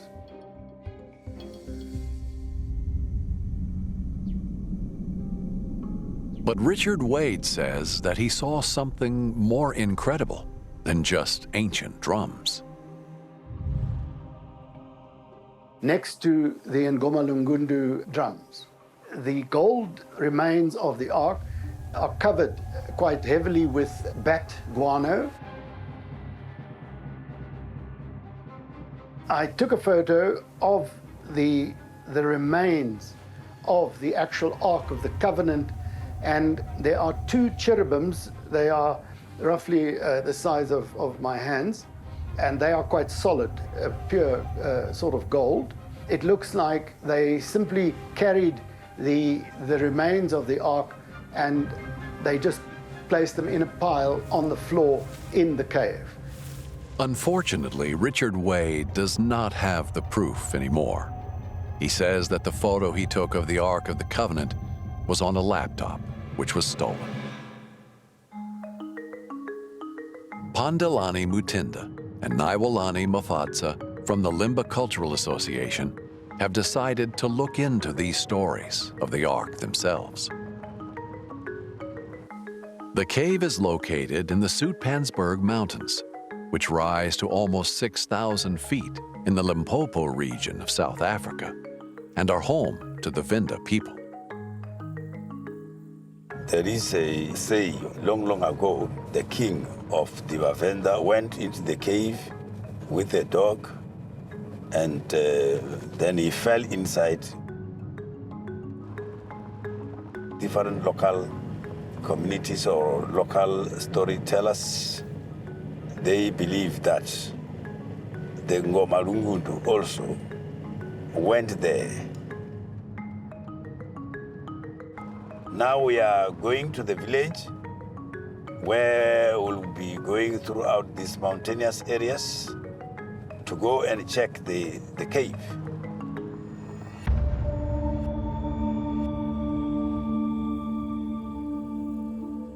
This area of South Africa is still relatively undeveloped, and there are few asphalt roads, let alone road signs to sacred burial sites. Mutinda and Mafadza are in unfamiliar territory and have difficulty finding the cave.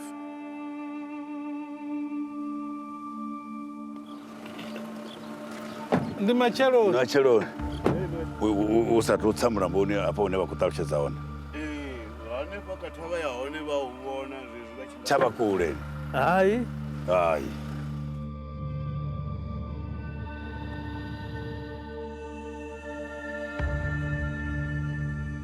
But in the distance, they spot something.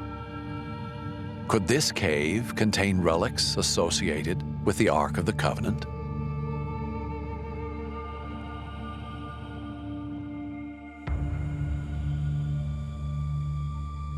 The cave that Dambanyika died in, there are very large rocks which fell in at the entrance. Okay, that's the place. Yeah. You know, I can see, that's the rock which has just fallen on top of the cave. Yeah.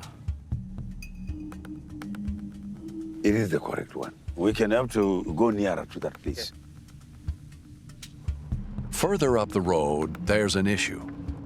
Because of the nature of feudal chieftainships in rural South Africa, Mutinda and Mafadza need to seek permission to visit the cave from the local chief. Before the negotiations begin, the chief invites the pair to examine a drum similar in design to the mythical Ngoma. Oh, these are the handles for carrying it when they wanted to take it outside You can see how big is it. It is held by 4 people. The drum of Ngoma Lungundu and this drum is not exactly different. But the difference is that one, it was not made from this country. It came out from not here when the vendors came this side. It's clear that the people of this village hold this drum in great reverence. But will they show their visitors the Ngoma Lungundu that is associated with the Ark of the Covenant in the cave? The chief's response sends a shudder down Mutinda's spine. Our chief is indicating that the Ngoma Lungundu, it came in the olden days with the Venda people, and it was very terrible and fearful, so powerful, in such a way that it terrifies people along this region. It seems the Ngoma still has the power to stop people dead in their tracks. It's not allowed to go to the cave because there was an order. He said we can go along the road and we can see where we can get a clear view of the mountain, but we can't go next to the cave. Ne? It's disappointing that they will not be able to enter the cave. But despite all the stories of the Ark in this cave, Mutinda is skeptical about whether it was ever here at all. Here we find that there's no history of the Ngoma Lungundu get into the cave. To those who are saying Ngoma Lungundu entered here, that is not, it's a myth, it's not correct.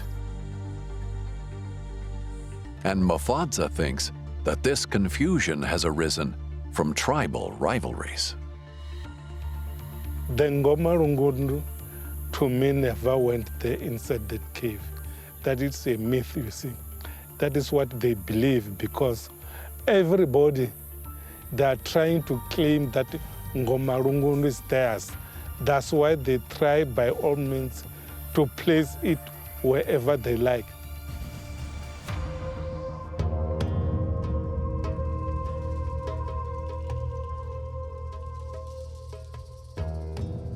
But there is one man who says that he got permission to go to this cave. And he maintains that he saw the remains of the golden cherubim from the Ark of the Covenant in the darkness.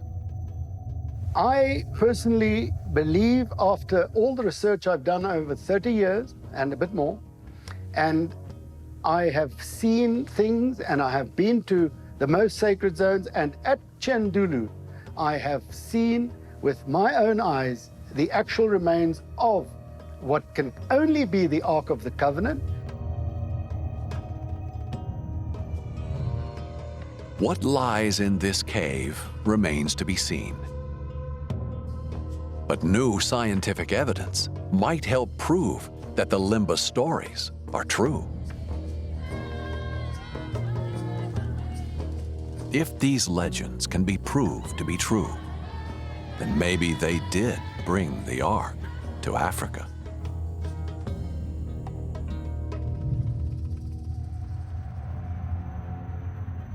In recent years, science may have come to the assistance of the Lemba people in their claim to be a long-lost tribe of Israel. There have been DNA tests which seem to indicate that there may indeed be a linkage between the Lemba people and the 12 tribes of Israel. What I read was the DNA tests that were conducted by scholars. These are a people who are said to be linked to the Cohens amongst the Jewish people. Cohen is the Hebrew word for priest, and the Kohanim gene would link the Limba to the priestly caste in Judaism. Critically, it was the Kohanim who were the only people allowed to carry the ark.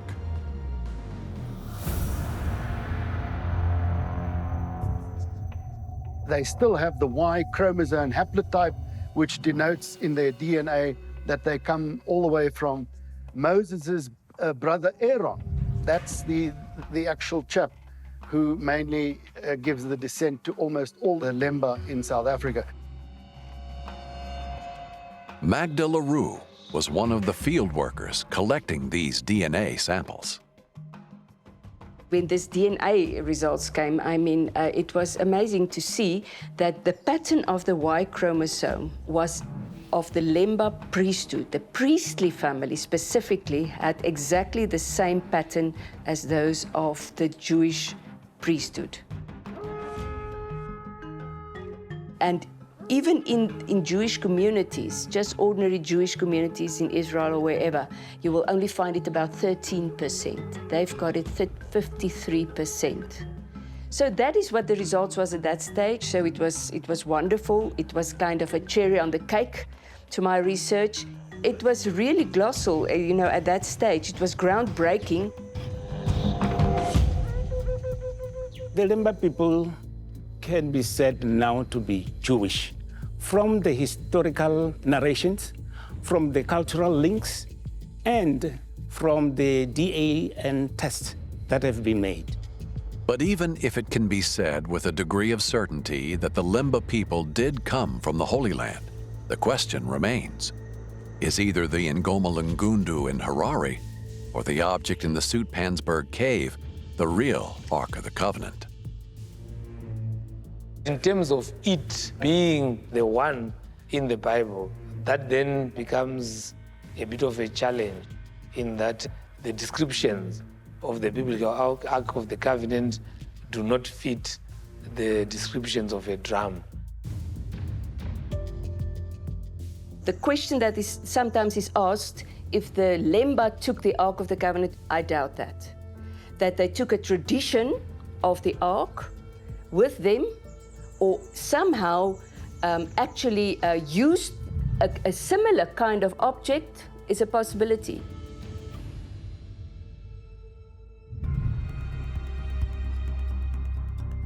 It's possible that the legend of the Ark being brought to Africa by Menelik could have influenced the Lemba people's oral traditions, and these stories could be one and the same.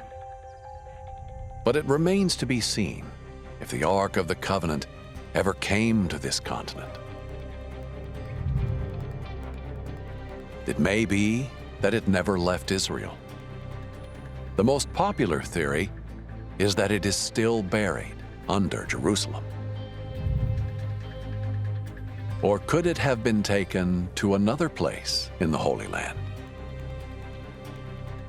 Documents also point to it being taken elsewhere in Europe. But even if the Ark has been lost forever, treasure hunters will continue to search for it, and stories of its power will continue to be told across the world. The Ark of the Covenant, a legend that will never die.